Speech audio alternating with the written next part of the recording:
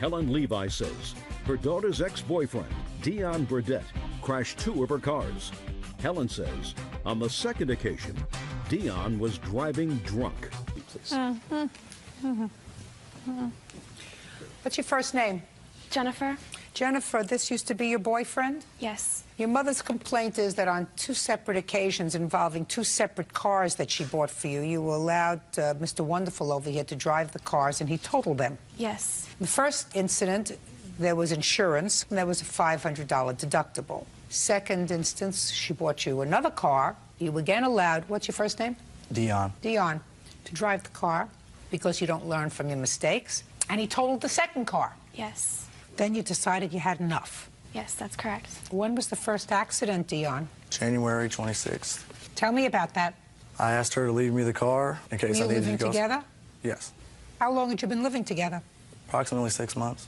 You asked her to leave the car. Why? In case I needed to go somewhere because I didn't have insurance on my vehicle at the time. Where was she going? She was going to school. And what were you doing that day? I just sat at home all day until I went to pick her up and had an accident. Was that a weekday? Yes. Well, were you going to school at the time? No, I wasn't. Were you working at the time? No, I wasn't. Why not? I'm not really sure, Your Honor. Well, how long was it that you weren't working, Dion? Approximately 3 months. Who was supporting you? Get her a copy of that book, Beauty Fades, Dumb as Forever. You were supporting him? I wasn't really supporting him. My parents were helping me pay the rent. I was just helping him out. So your parents were supporting him? They were. News to me. See what you find out? What do you do for a living? I'm a housewife. And your husband? He's an investment representative. So he works? Yes, he does. Very hard. How long have you been married? 22 years. In the 22 years that you've been married, how many months has your husband been out of work? None. Never. Never. Right? Never. How old are you? 22 years old, Your Honor. Before you moved in with Jennifer, where were you living? At my parents' house, Your Honor. What does your father do? He is an airplane mechanic at O'Hare Airport in Chicago. Do you ever remember a time when your father sat around eating bonbons for 3 months and not working? No, I don't, Your Honor. Why do you think that is, Dion? Because he has children to pay for, Your Honor. Because he likes to eat. Yeah. And he doesn't like to live in the street. No. Now, when you left your parents' house, were you working? Yes, I was. Where were you working? Cub Foods. Doing what? I was in the meat department, cashier, dairy What happened to stocker. that job? I lost it Why? due to too many absences. Why were you absent? I was sick, road conditions, stuff like that happens. What was wrong with you? I had the flu. I mean, For 3 months? no, not for 3 months, but I mean, I was out of work for 3 months. All right, now let's get to the first accident, Dion, because I've tortured you about your responsibility in growing up long enough, because even I'm getting bored with it. I don't know if I'm getting through to you, sir. If you want to be a grown-up and live out on your own, you have to work. 22 years old, still not fully cooked, probably, but that doesn't mean you live off the kindness of strangers. She's a stranger to you. She has her own children, and if she's supporting her daughter, and if her husband is supporting her daughter, they don't have to support you, too. That's true. Thank you. So you asked her to leave you the car just in case she wanted to go looking for a job that day. True. I almost forgot how entertaining this could be. Sort of forgot how dumb people can be. All right, so you kept the car so you could go and look for a job, but you didn't go and look for a job. Where did you go, Dion? I didn't go anywhere. You mean the car had an accident in the house? Like How I did said, that happen? Explain that to Officer Byrd. He would really like to hear that. I was on my way to pick her up from school, Your Honor. Had you gone anywhere else that day? No, I You haven't. just stayed home and watched Oprah? Yeah, I guess. That's what you say. No, you tell me what you did. Oh, well, I didn't watch Oprah, but What I did you watch? TV. You watched me. Yeah. Sometimes, yeah. Like I said, like You would said, have watched me entertaining. more frequently, Dion, you would never be here today. Never. That's true. Happened. That's true. That's true. Okay, so you went to pick her up from school, and what happened? I was at a four-way stop. I stopped at the stop sign, looked both ways, looked forward. Nobody was going. So I started going. Here comes a car. Bam. Took off the front end, airbags, everything. Okay, so this car came out of nowhere. Well, it was sitting at the stoplight, at a stop sign. when I looked left, and it wasn't going, so I just barely tapped on the gas, just started going, and then here comes this Mustang out of nowhere. The plaintiff says you got a ticket for failing to yield. True? So then I guess the accident was your... No. Did you pay the ticket? No, I didn't. Did you have a trial? Yes. Were you found guilty or not guilty? I didn't go. Well, if you didn't go, then you were found guilty? No, I wasn't, because they still got the insurance money. We're not talking about insurance money, we're talking about ticket. You got a ticket for failure to yield. My question is a very simple one, Dion. You have to pay attention. I know you've been resting your brain for a long time, so you should be able to pay attention to what I'm saying to you. Ticket, did you pay the ticket? No, I didn't pay the ticket. Was the ticket dismissed? Yes. Was it dismissed after a hearing? I'm not sure. Oh, I don't even want to go there anymore. Right? All right. So that's the first accident. And that car was totaled. You had a $500 deductible. Correct. When your daughter called you and told you that the boyfriend had totaled the car, what did you say to her? I didn't know the boyfriend had totaled the car right at first. It was some time before I found all the facts. She told you she had totaled the car? She said it had been wrecked. How did she tell you it had been wrecked? It went through a stop It went intersection. The road conditions were icy, had a lot of ice on the road. Who did she tell you was driving? I finally dragged it out of her that he had been driving. Did you lie to your mother, Jennifer? I had just told her that I was the one who got in the wreck because I didn't want to have to...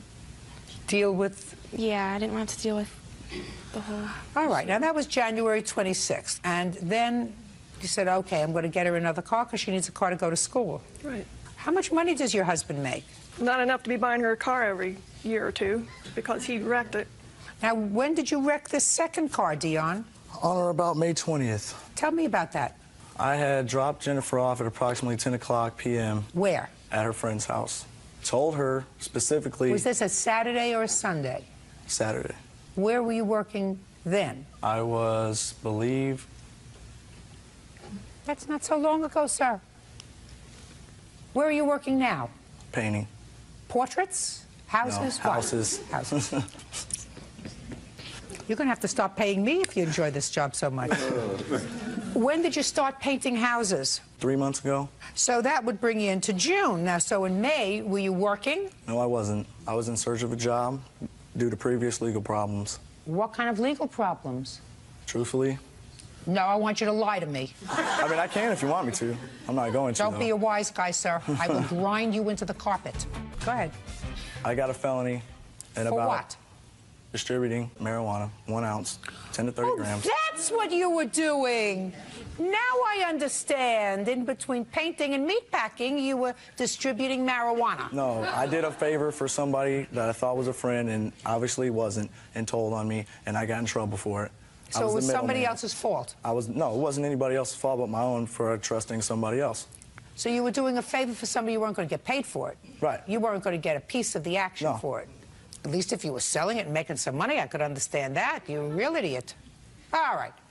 So now you're looking for a job. And in May, you drop her off at a friend's house and told her... Specifically that I was going to a local bar and I have a few drinks and I'd be home early.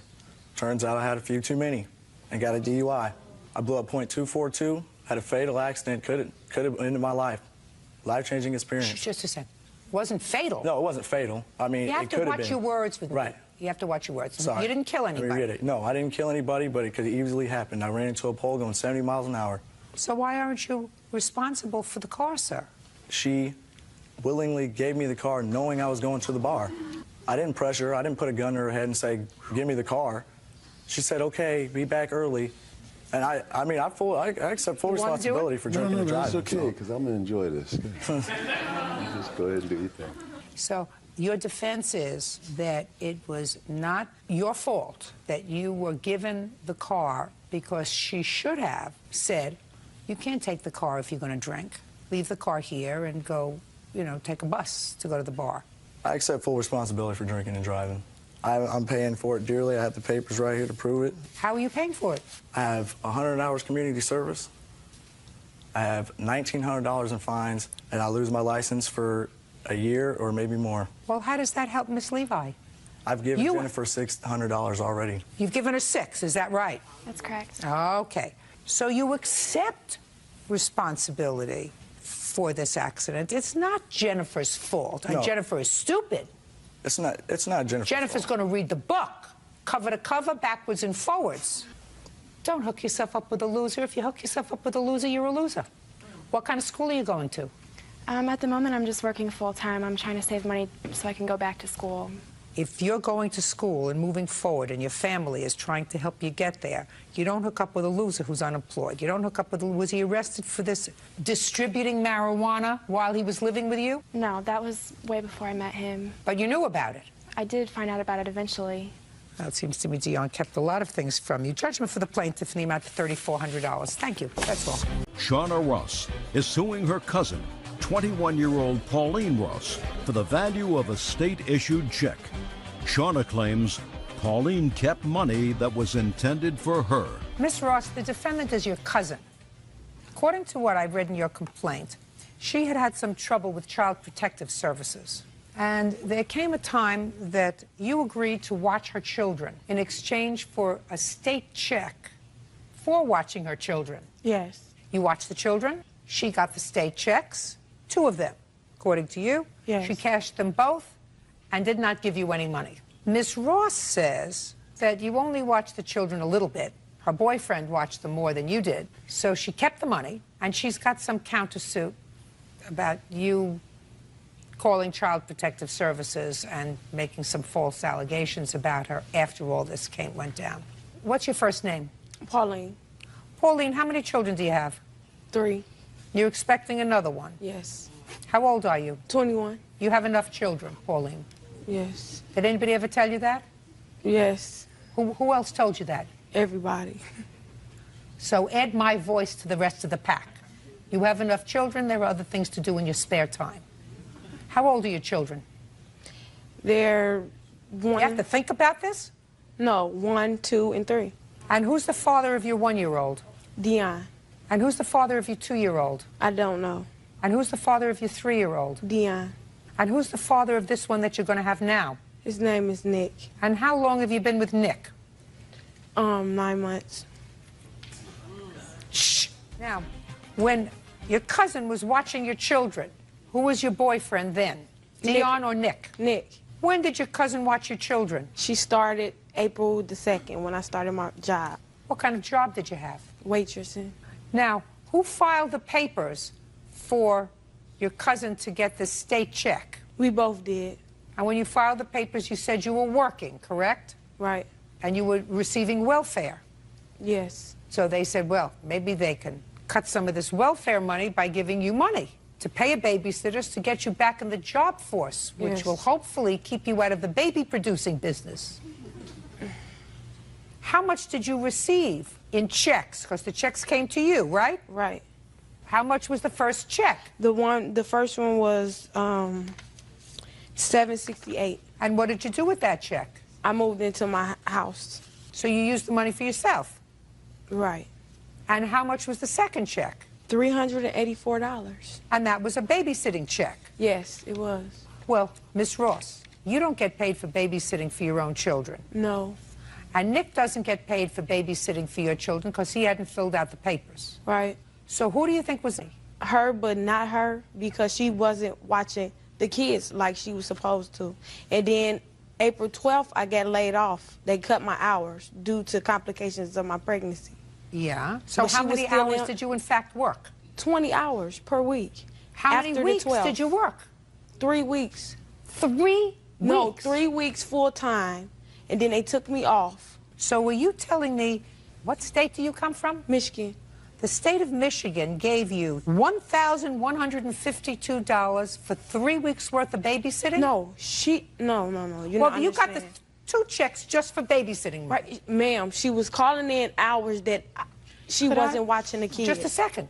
I understand that, but you have to sign off on it. I called Miss my- Ross, Pauline, Yes. you have to sign off on it. This is yet just another scam.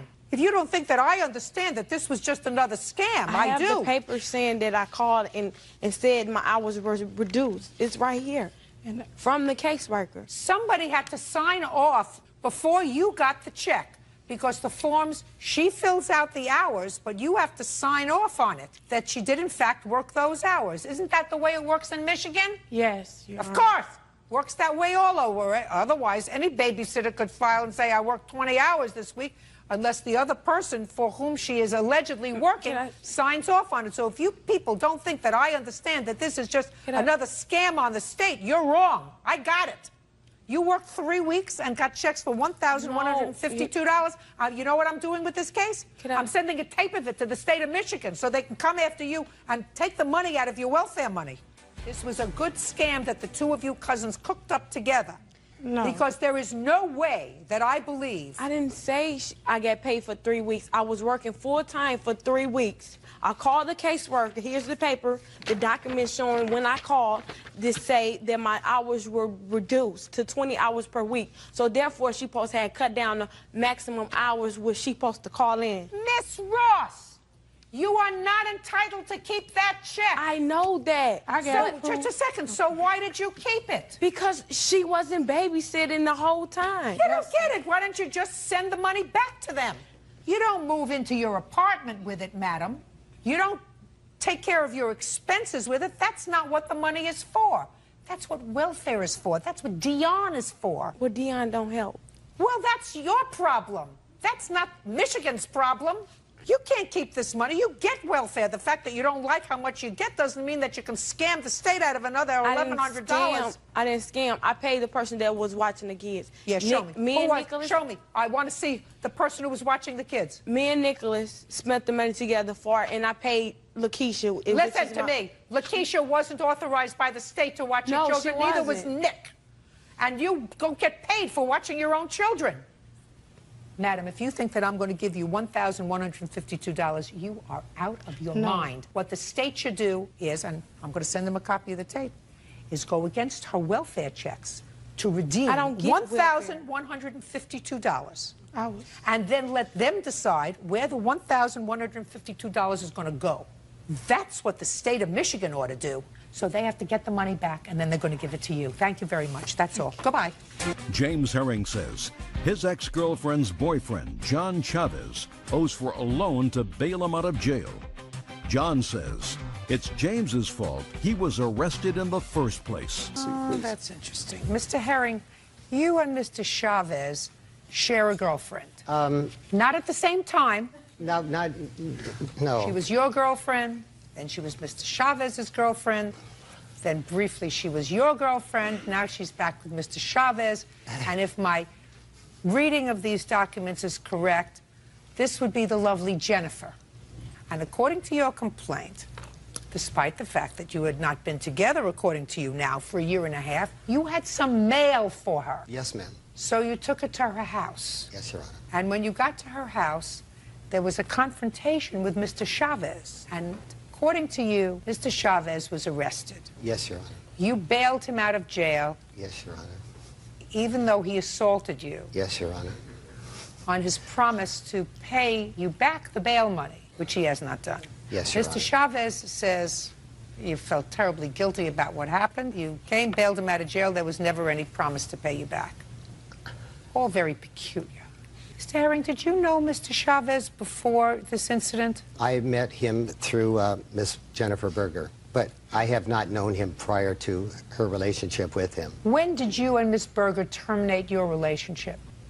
January 2006, maybe somewhere in that area. Is that right, Miss Berger? No. When was it? It's over 2 years. I've been with Don for over 2 years, so. No, don't look at him. Look at me. I've been with Don for over 2 years, so it has to be. Okay, you lived together? Yes, we lived together at one time. How long did you live together? About 2.5 years. What kind of work do you do, Mr. Herring? I'm a stockbroker, venture capitalist. What kind of work do you do, Mr. Chavez? Hardwood floors. What kind of work does the lovely Jennifer do? She doesn't. She doesn't do any kind of work. Well, she doesn't have a job. She's a full-time job. Yes, very much so. Now, you last lived together with Jennifer 2 years ago. We still share a residence occasionally. What does that mean, sir? Basically, she still has a lot of her things at my house. However, she does see Mr. Chavez from time to time, and she goes over there and spends some time. And then for whatever reason, then she comes back and stays at my house. We've become very good, close friends, and so she always has a place to stay in the event that she needs a place. But you said you didn't talk in 2 years. Stand up. Let me say that. Let me say that. I said we haven't been together for over 2 years. No, you said you hadn't talked in 2 years. I didn't say talked. What? I didn't say talked. Misunderstanding. You said you haven't been together Right. in 2 years. But during the 2 years, I've been over the house. I'm mostly with John. Mostly with your boyfriend. Now, you live together as a boyfriend and girlfriend? It's been on and off-ish. What is your legal residence? With Jim. Mr. Herring. Yeah. You are three of the weirdest people that I've come in contact with. It's a very, very long time. It gets weirder. It's ridiculous. The whole thing is ridiculous Well, unless there's absolutely. something that I'm not seeing here. Absolutely ridiculous.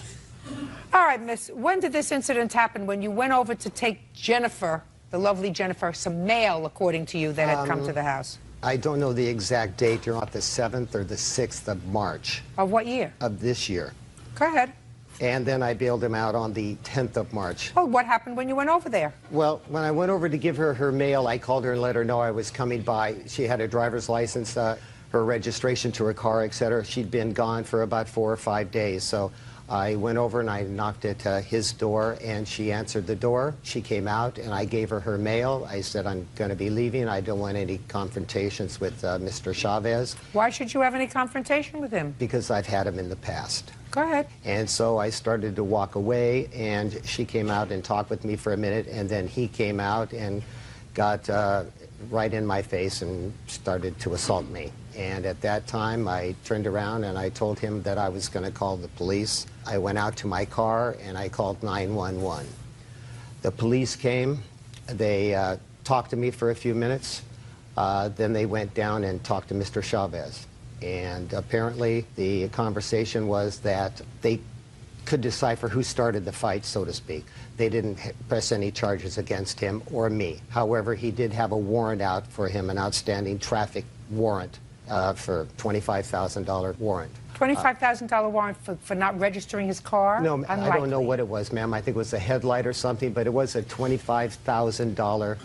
You must have really ticked off a judge, Mr. Chavez. So they arrested him. I'm speaking. Yes, so they arrested. I'm speaking. Yes, ma'am. Mr. Chavez, you must have really ticked off a judge to put $25,000 bail on you for a broken headlight. It was for no registration on the vehicle, driving without a driver's license in possession, and no proof of insurance. And when did you receive this violation?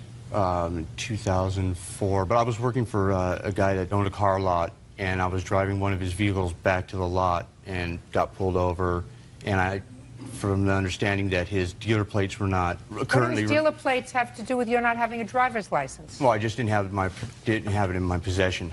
Mr. Chavez, I've been in the justice system. How old are you? I'm 42. Not quite as long as you've been on this earth. But a $25,000 bail on what amounts to nothing more than driving without registration for the car doesn't sound kosher to me, Mr. Chavez. Do you understand what I mean? Oh, no, I understand what you're saying, but it was because it was the dealer plates that were on the vehicle, and the dealer plates were supposedly not up to current registration. So... Yes. Oh. So they took him into custody. Yes, ma'am. And tell me how it came about that you went and bailed him out, Mr. Herring. I just, for whatever reason, decided to go down to the L.A. County Jail to talk to him. I wanted to find out why he had such animosity towards me. You mean you wanted to find out that question? I can tell you the answer to that question in a second. The lovely Jennifer. Yes, well, yes, ma'am. But I wanted to find out for myself why there was just such anger and so on and so forth, because I did not have any anger towards Mr. Chavez at all. If Jennifer wanted to see John or be with him, I had no problem with it. You may not, but he does. Yeah, apparently. So I went in there and I talked with him, and he... You live in Los Angeles, is that correct? Yes, ma'am. Right. It's all very strange here. Go ahead. So I was visiting with him, and He'd been in for 2 or 3 days at that point in 2 time. or 3 days on a traffic infraction. He pleaded with me and begged with me. He even started to sob. He begged me to post bail for him because of his daughter. He also promised at that time that if I bailed him out, he would most definitely pay me back. Go ahead, Mr. Chavez, let me hear. That's all untrue, you know. I'm not scared of saying that I cry, but I'm not going to be crying to him. All right, that's first off. Second off, just tell me what happened.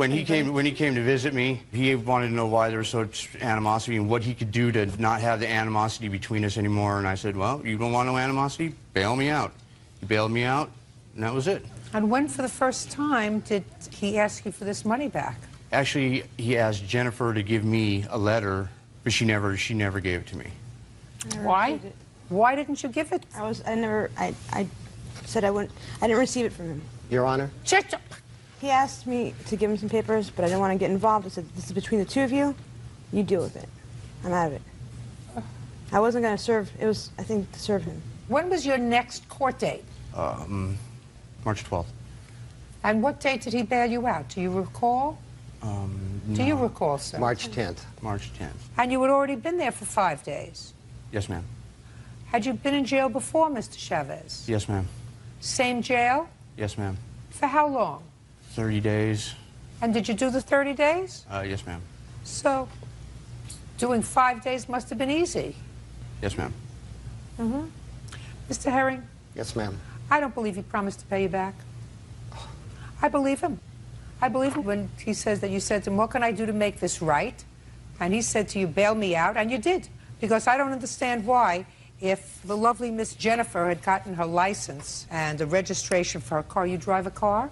Huh? License is suspended. For what reason? For driving under suspended license. Your license is suspended for driving on a suspended license. DUIs. And DUIs. Combination of the two. You people are all too confusing and I'm much too old. I got 3 DUIs and 4. Mr. Herring, you can't have it both ways, sir. If Jennifer, and she's clearly with Mr. Chavez, I suggest that you cut all ties with her.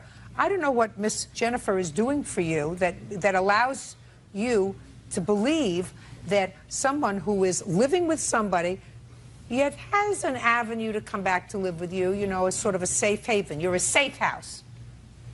This whole thing is very, very bizarre. And your visit to the jail is even more bizarre. Yeah. And the fact that you fronted money for his bail is even more bizarre.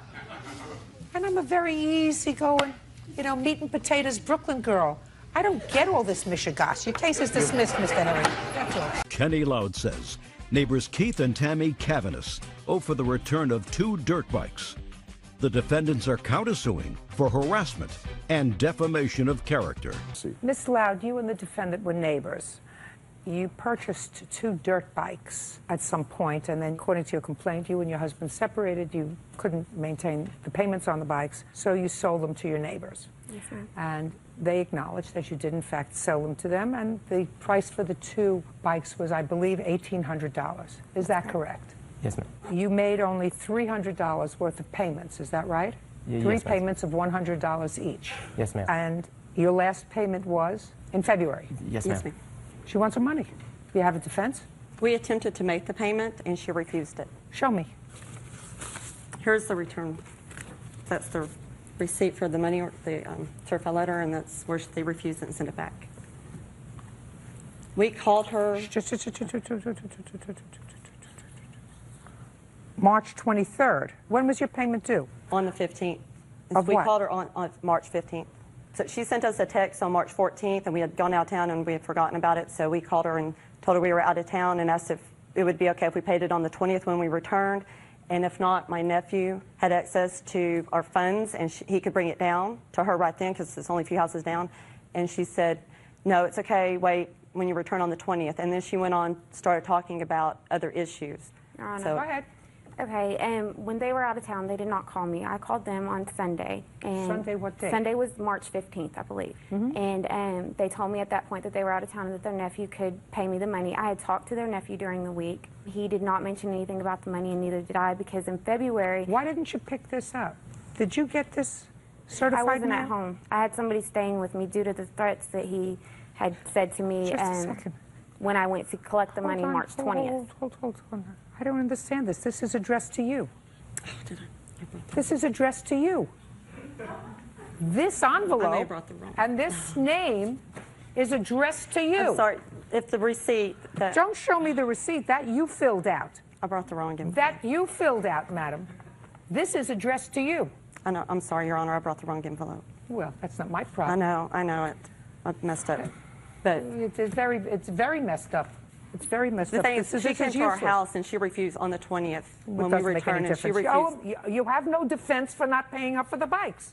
What's your defense? The defense that she came to our house on the 20th. When we returned, we told her we were going to pay on the 20th. She was not home. She showed up at our home intoxicated, demanding the dirt bikes back. And we said, no, Kenny, you said that it would be okay when we returned on the 20th that we'd pay you. He was there. He was a witness and saw that she refused. I want to know today, as you stand here, what your defense is. Right now, you have the 2 dirt bikes. We had the cash to give to her. We tried Right to give it to her. now, you have the 2 dirt bikes. The deal was that I lost a job, so we did not have to pay on the 15th. The deal was that we could The contract pay. does say the 15th, but she said she'd work with us. She would work with us. I want to know, you're standing here today, what is your defense for not paying her for the merchandise that you have? That she would not take the payment when we tried to Well, take what it do to you her. think she's doing here? To check out my makeup? She wanted the bikes. She wanted the bikes back. She wanted the Her bikes back. ex-husband returned, and he wanted the bikes back. She told us in didn't- February he don't- wanted the bikes Hey, back. I mean, thick. Are you people just thick? We offered her the payment on the 15th. What defense do you have today for keeping the bikes and not paying for them? The fact that you're annoyed? We attempted. We had the money. We want to pay him. We want to pay her. We wanted to pay it.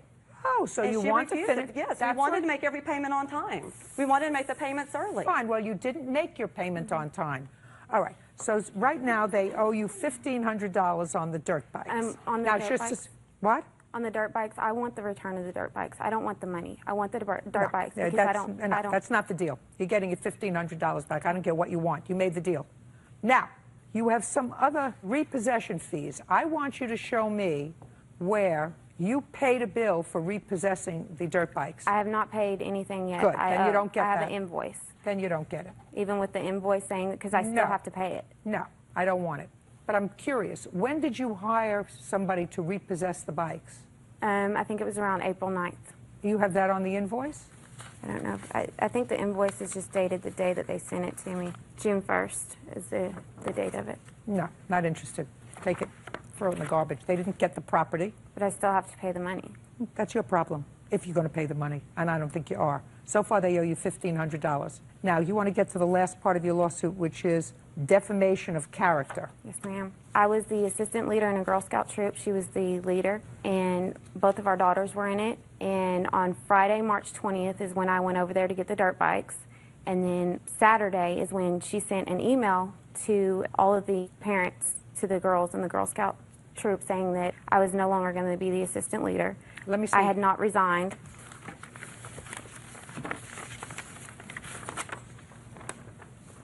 Just want to see what she says in it. I have mine also if you want to compare the two.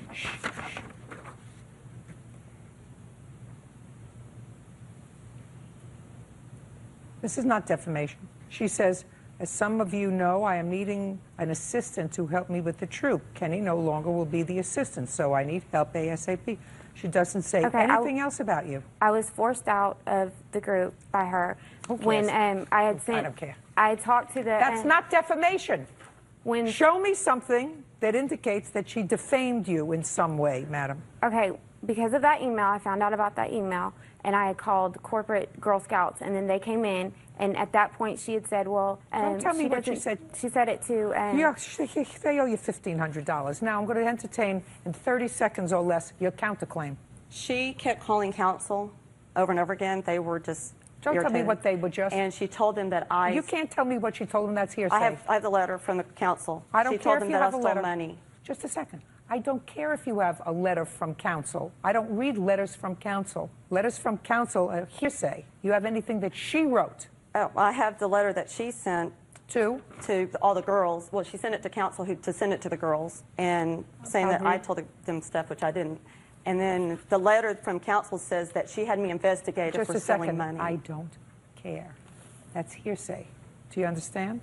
That she had me investigated for stealing money? That's And hearsay. This is not defamation. She's saying that I understand that Tammy Cavan has communicated with you by email or in person about a week and a half ago that I had quit the troop. That's not what she said at all in her email to the troop that you gave me. She just said I will be needing a new assistant, and Kerry will no longer be. She didn't say you quit. Show me where it says you quit. I have the resignation letter. I don't have it. I didn't ask you anything. Okay. Do you still have that email? You have that? You still have it.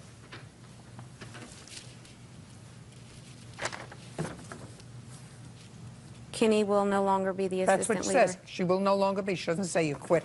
And it's all a matter of semantics anyway. It's nonsense, ladies. You owe her $1,500 for the dirt bikes that you have. Your counterclaim's dismissed. That's all. Parties are excused. You may step out. 26-year-old Ebony Dean is suing the mother of her late husband's son, Taishra White, for the cost of her stepson's orthodontist bills. Miss Dean, you were married to the defendant's former boyfriend. Yes, ma'am. And your husband passed away recently. They had a child together. Yes, ma'am. The child was primarily living with you and your husband at the time of his death. Is that right? Yes, ma'am. And at the time he was about 13? Yes, ma'am. How old is he now? 13. 13.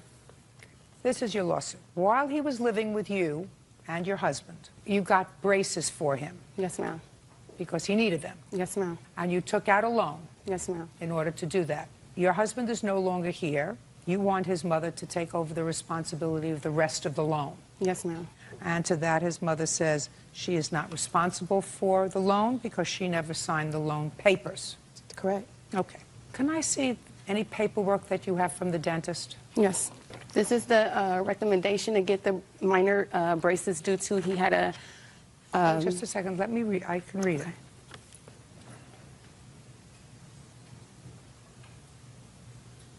So this was the referral that was done in May 21st, 2007. Yes, ma'am. And at that time, was he in fact living with you, or was Yes, he full was custody. living with you and your husband? Yes. Okay. How much was the total bill? The total bill was $3,000 some odd dollars, Your Honor. Yes. If I could say something, please? Yes. About the recommendation and the dentist bills and all the records, I have never seen any of that. Doesn't make any difference. And about the... You paid. I read your answer. You paid, according to you, what you thought you could pay, which was $800. To keep the peace, Your Just a Honor. sec. I don't care whether it was to keep the peace or not. It has really nothing to do with the loan, Miss White. It has nothing... Listen, I want you to listen to me very carefully. It has nothing to do with the loan. It has to do with your responsibility as a parent to give your child whatever necessaries your child needs. Your Honor, I understand that completely. No, you don't. I don't think you do at all. Your Honor. Just listen to me. Who are you? I'm her husband. It has nothing to do with you. Judge, listen to me. Has nothing to do with you. This is not your child. Yes, it is. Has nothing. No.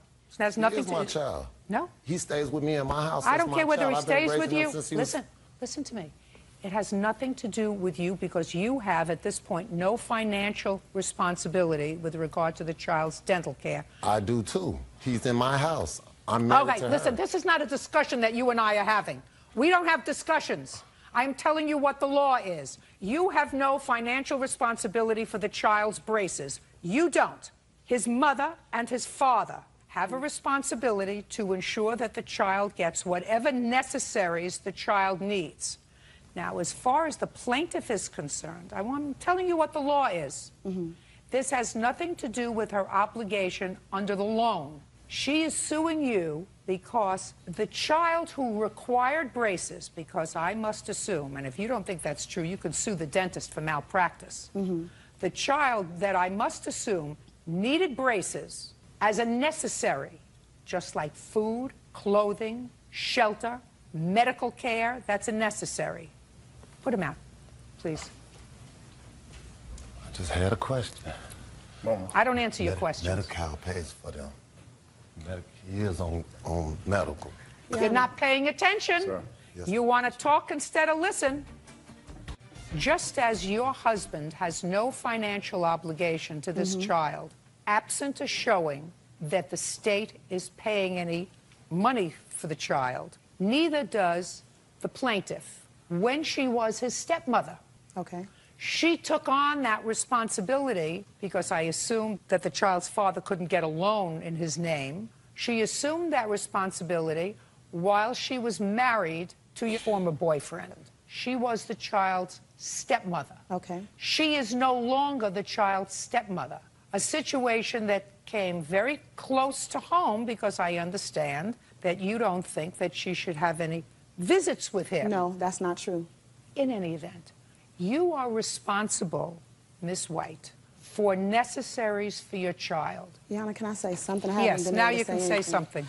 Okay, Malik had Medi-Cal at the time. Now, when you have Medi-Cal, there's certain points that you have to, come up to with your mouth for them to say that they can have them. Well, Medi-Cal denied him because he didn't have enough points. So Right. Medi-Cal said that, he didn't need them. Let me ask you this question, ma'am.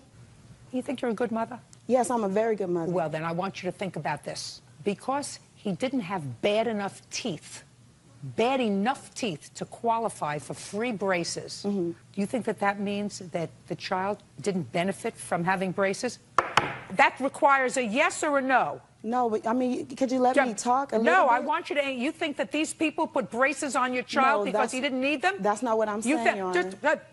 Then I want you to tell me what you're saying. Do you think Okay. that his father and his stepmother obligated themselves financially because they paid for a substantial part of this loan I wasn't back? involved I'm in- speaking. Because they wanted to torture him? No, Your Honor. Do you think that they put on the braces because a doctor, a private doctor, said that your son could benefit from having braces? Yes, Your Honor. Yes. Your Honor, please let me say something, please. I'm begging you. Go ahead. The thing is that I wasn't involved in the process at all. When they told me about the loan and everything, they had already did everything. Fine. They didn't. It has nothing I to could do have with went and the got a loan. second Excuse me, Your Honor, opinion. can I Put your hand down. No. I could have went and got a second opinion. We could have went somewhere else to try to get something that we both can afford. I have 3 other children. I wasn't involved in anything. It was all about a control issue. Oh, we're doing this. Here, you pay this.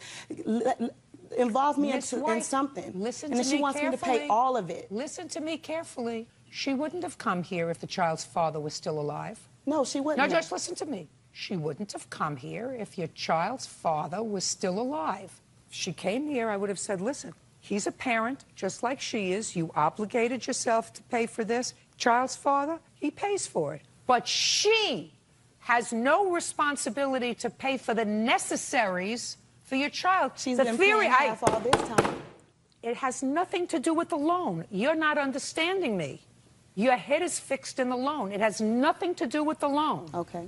I'm trying to get it through to you. You don't understand. These braces are necessaries, just like you give your child breakfast, lunch, and dinner. Okay.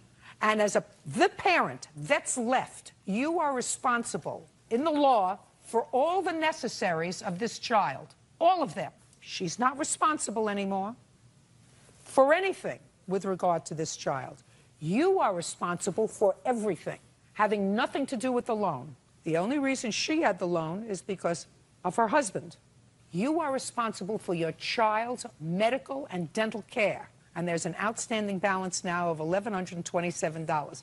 That's your responsibility. And if All your of it? husband, all of it, all of it. So she didn't assume responsibility in paying half of it? It's not her. No, it's not her child. It's your child. It's your So child. she can go out and get a car, and he totaled it, and here, you pay it because this is your child, without consulting me at all. No, a car is not a necessary. Put your hand down. A car is not a necessary. If your child, however, needed an emergency appendectomy and they took the child to the hospital and there was a $20,000 medical bill and the child's father died, you would be responsible for the entire $20,000 medical bill because you are his mother and you are the only surviving parent. And whether they consulted you and you could have gotten the appendectomy cheaper or not, it doesn't make any difference. It's your responsibility. You are his mother, not hers. So it would have been his father's if he was alive, but he's gone. Wow. That's the law. Judgment for the plaintiff in the amount of $1,127. Thank you, Your Honor. 23-year-old is suing Tiffany Johnson Cross for crashing into her car in the parking lot of their apartment complex. Why didn't you have insurance on your car? I didn't have insurance at the time. I didn't even know that it lapsed. I had a change of address put in, and my insurance was not mailed to the address that I was residing at. So once I spoke with them, I didn't know that All right, the date let's was go up. back, Ms. Cross. where were you living? I was living in Forest Park, and then I switched. I'm now in an apartment at Fairfield, but they didn't know that. Do you have a lease where you're presently living? Yes, I do. When did the lease start? It started in the end of November. Of 2009? Yes. And on what date did your insurance lapse? My insurance lapsed on 2/19/2010.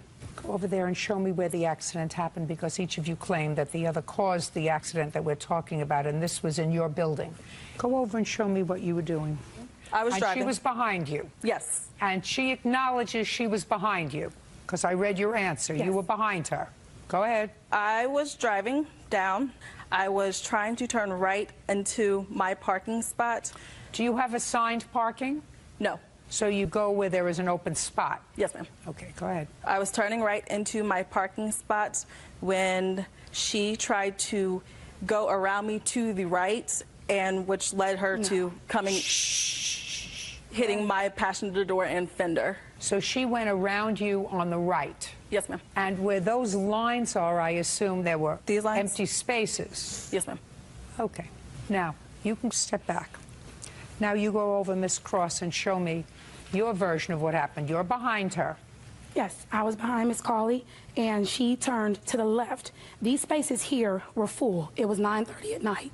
There were no spaces right here. She turned to park to the left. I proceeded to go past her because she did a complete left turn. When I proceeded to pass her, Miss Cawley, I guess she may have saw another space, and she wrapped back around to the right, and she hit me. I'd like to see pictures of the car.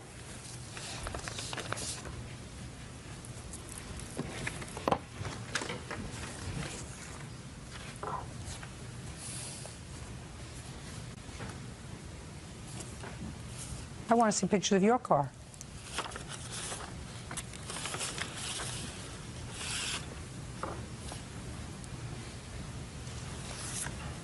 You hit her. She didn't hit you. No, the damage to my car was more than that, but because of the apartment place we live in. You hit, I'm looking at her car. You hit her car with the front of your car. No, the damage is actually on the side. If you look at the other pictures, it's actually on the side of my vehicle, and that's on the corner. It's not in the front. Uh-huh. Middle of her car. Where is front that? Because I didn't of hit your car. I didn't hit the middle of her car. I hit the front of her passenger side. Perfect. That's exactly what I said. No, I'm not saying that I hit her. What I'm saying is that's where our cars collided. Listen, Miss Cross. Yes. I know exactly what happened, and you had no insurance. Did you ask her to report the accident a couple of days later so that you could have your insurance reinstated? No, I did not. You didn't? And it wasn't because I didn't have insurance. At the time, I didn't know that it had lapsed until I called to talk to my insurance company, and then that's when they told me.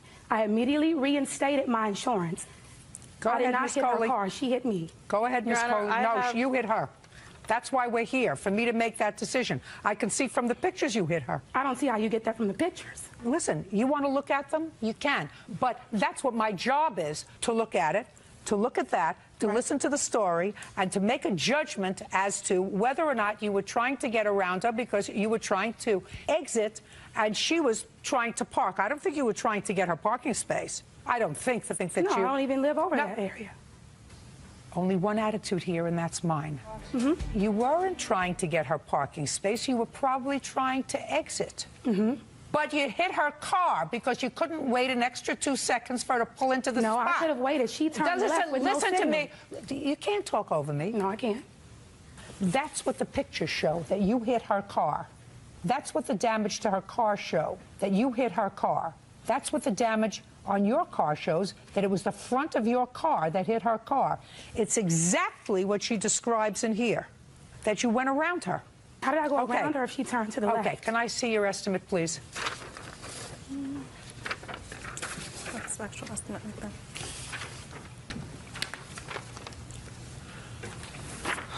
You still living there? No, ma'am. When did you move? I moved at the beginning of April. Was your lease up? No, ma'am. Why did you move? I moved because I had 2 jobs. I lost my main job because of the fact they shut down, so I moved back in with my parents. Judging for the plaintiff in the amount of $1,954, your counterclaim's dismissed. Parties are excused. You may step out. Juanita Nuno is suing her daughter, Carolyn Torres, for a loan to bail her grandson out of jail. Juanita says she may lose her home to foreclosure. Ms. Nunez, this is your daughter, and according to your complaint, you made your daughter a series of loans. She hasn't paid you back. Your daughter says, yes, it's true that you gave her some money. They were gifts. You do that to all your relatives, and you're singling her out for repayment of these gifts because she had a fight with your other daughter. Is that right, Ms. Torres? Yeah, that's right. What did I just say? I owe her money, I guess. I don't know. Yeah, I don't know. They're gifts. To me, they're gifts. I heard what you just said. Are you okay? Yeah, I'm okay. Did you have anything to drink today? No, I don't drink. You use any drugs today? No, I don't. Well, then explain to me what your problem is, Ms. Torres. I don't have a problem. Who is that? My kid's father. Do you live with him? When I want to, I don't know, when I want him there, I guess. Step up, sir. What's your name? Anthony Torres. How long have you been with Miss Torres? About 20, 21 years, off and on. Do you work? Yeah. Your wife suffer from a disability? No. Well, is there something wrong with her today? She seems to be out of sorts today. Well, because I Mr. don't Torres. think she should be suing me, that's why. Why did you agree to come here? I don't know. Did you discuss coming here with your wife, Mr. Torres? Yeah. Why did she come? Because it's a lawsuit and she needs to come. Juanita Nuno says her daughter, Carolyn Torres, owes for a loan for bail. Juanita says she posted her grandson's bond after he was arrested for burglary. Now, if you've been with Mrs. Torres for 20-some-odd years, then you are the father of this young man who got himself into trouble last year? Yes, I am. And the first loan, according to you, Ms. Nuno, was for bail for your grandson. Yes, it was. What was he arrested for? The jack broke into a school. So he was arrested for burglary? Yeah. Did you call your mother and ask her for bail? Yeah. What did But you say he called to her? her first, though. He called and I called after. Who called? I think my son called first, and then my niece called me, and then I called her back. And when you called your mother, what did you say to her? Bail him out. I don't have the money. And what did she say to you? She said, what happened? I explained to her what happened. The jack broke into a school, so can you bail him out? She does everybody else, so I figured she'd do him. Why didn't you bail him out? Like I said, I don't have the money. Well, how do you support yourself? By his child support checks. Well, you live together. Why does he send you child support checks? Well, when I want to get, I'll call him. He doesn't really live with me. Miss Nuno, you really expect her to pay you back? Yes. From what? She applied for Social Security, and she was supposed What was the nature of her disability? She has arthritis in the spine. That's inherited. It comes down the line. All of us have it. So she applied for Social Security disability. Yeah. And they were going to grant it to her. All she needed to do was take a physical exam. So you expected her to pay you back out of her disability from the government? Well, not only from that, but from my son-in-law. And I believe him because he never lies. Well, did he promise to pay you back? He said he would pay me back. He would pay the bonds people, so that would be good enough. Is that right, sir? Yeah, that's right. So why didn't you pay her? I intend to, I just haven't had the chance to do it. It's a year and a half ago, almost 2 years. When are you going to do it? As soon as I can. So after they didn't pay you the $1,600, 6 months later you gave her another $2,000. You want to tell me why? Because I beat her daughter. That's why. That's exactly what happened. She lent me money to move out because I beat her daughter for stealing my child support check. No, Judge Judy. Yes, that's what happened. I billed Anthony out in November. You got $1,600, Ms. Nuno. What's the $2,000 for? For getting me out of her house. I was staying with her for 2 months. Why were you staying there for 2 months? Because my stupid son, we lost our house in Redlands, so I had to go move in with her because of what he did. How many other children did you move in with? 5. How old are your children? 15, 14, 10, and 3. And my son, Anthony, that's 18. He's 18. You have a 3-year-old child? Yes, I do. How did you, with your terrible disability, have a 3-year-old child? I guess. I don't know how. Well, how else am I going to have a kid?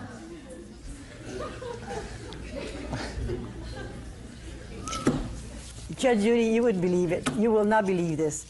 I had her put in a convent in Mexico. I had tried to educate her day one, and you know... That's what she went wrong when she sent me to Mexico. She never should have ever sent me to Mexico when I was 10 years old. Never. Do you have anything you want to say to me, sir? He didn't say nothing. No. I'm not speaking to Well, you. he's not going to say anything. I'm not. You still won't say nothing, though. I'm not speaking to you. Well, I'm speaking to you. I'm telling you, he won't say nothing. Listen to me very carefully, Miss Torres.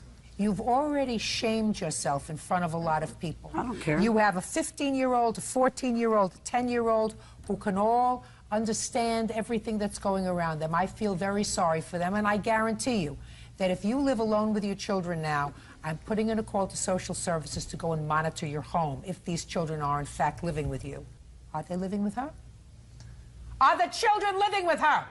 Yeah. Well, somebody's going to monitor it. You're not there, is that right? Most of the time, no. Listen, Miss Nuno, there is no question in my mind that having spent 10 minutes with your daughter, you had no reasonable expectation that that $2,000 was going to get repaid to you. Maybe the bail money, because you say that you had confidence in your son-in-law, and he says that he agreed to pay you back and he just hasn't gotten around to it yet. Mr. Torres, you have to find something to do with your time other than make children, sir. You have enough children. You have 5 children. And based upon what I've heard, you're not doing too well. And neither are your children. So you have to find some other way of occupying your spare time, like getting a second job, so you can support everybody, so they can all live together and not scam the government anymore. Do you understand me, Mr. Torres? This is all one huge scam you've been living with her. Judgment for the plaintiff in the amount of $1,600. That's all. Step out. Amanda Peters claims ex-roommate Holly Ward owes for breaking an apartment lease, stealing money from her wallet, and for damaging her car. Ms. Peters, you and Miss Ward were roommates. It is your claim that after a failed road trip that didn't work out as well as you expected, Ms. Ward decided to stay home. Yes. And she left you in the lurch with the lease. You want her to pay the rent. In addition, you say that she stole some money from you and that she at some point damaged your car. You want her to pay for that. Yes. Ms. Ward says she was pregnant, decided to stay home with her parents, I assume, that she denies taking any of your money, and she says that the damage to the car just didn't happen. She also says that your boyfriend moved in with you into the apartment and he wasn't paying his fair share of the rent. So, is this your boyfriend? Yes. How many people signed the lease to the apartment? 2, me and Holly. Did Holly have a boyfriend living with her? No. Or your boyfriend was living with you? He wasn't living there. He was. Yeah, he is. Yes, he lives there. He lives there. Don't tell me he wasn't living there. He lives there. Okay. Don't speak unless I speak to you. You want me to get the address that you listed, sir, when you filled out the forms for this program? Yes. Do you want me to get the forms that you filled out with the address? I put 718. And who lives there? My mother. What's your mother's phone number? She doesn't have a phone. Oh, everybody has a phone, But sir. there's a number you could reach her at, but she don't have a phone herself. You get what I'm saying to you, madam? Yes, ma'am. Good. When did you sign this lease with the defendant? On December 1st, 2006. And when did you take this road trip? In the beginning of April. April 15th. Where's the father of this baby that you're having? In Ohio. And where are you living now? Alabama. Who went on the road trip? The 3 of us. Whose car did you use? Amanda's. You got stopped and you were all arrested for drug possession, is that right? Yes, ma'am. Yes. What happened with your case? I had 2 years probation. What about you? I just got charged as a misdemeanor and got fined. She got charged with all that because she was pregnant. I got charged doing with a drugs while misdemeanor she and got was a pregnant. we all 3 got, well, me and Amanda got charged with possession too. And what about you? I did 31 days because wouldn't nobody sign for me. No, he got 30 days because he had prior possessions. No, I got 30 days. That is untrue, Your Honor. Now, what is the rent? It's $500 a month. Stand up. Your last name? Lucky, L-U-C-K-E-Y. I'm not so sure. I heard that. Who do you work for? I work for Ford. What do you do for them? We call offices. What kind of work do you do, Miss Peters? I'm a waitress. Fine. Mr. Lucky, Yes. you may have to kick in for some rent, sir. Do you understand? I wasn't standing there at the time. Well, now Yes, he was. now just a second. No. Just a second. Now you can stay there. Well, she shouldn't have signed Lucky, my lease. Mr. Lucky, when did you arrive from Ohio? We arrived Tuesday. You arrived Tuesday? Yesterday. Shh. Yes. And where are you staying? I'm staying at the Sheraton Hotel. And where are you staying, Miss Peters? At the Sheraton Hotel. In the same room? Yes. And when you go back to Ohio, you're going to go back and stay with your mother. Is that what you're telling me? And yes. I'm giving you permission. You could stay with Miss Peters. I didn't want to stay with her because And now of you're this going to issue. pay the rent. Sit down. Who brought the marijuana into the car? All three of us did. It wasn't mine. No. All three of Holly us did. All three Holly of us did. did. We all three went to jail for the possession. It's not what I asked you. I said, who brought it into the car? Holly. Holly. Lucky. I didn't. Lucky sells marijuana. Okay.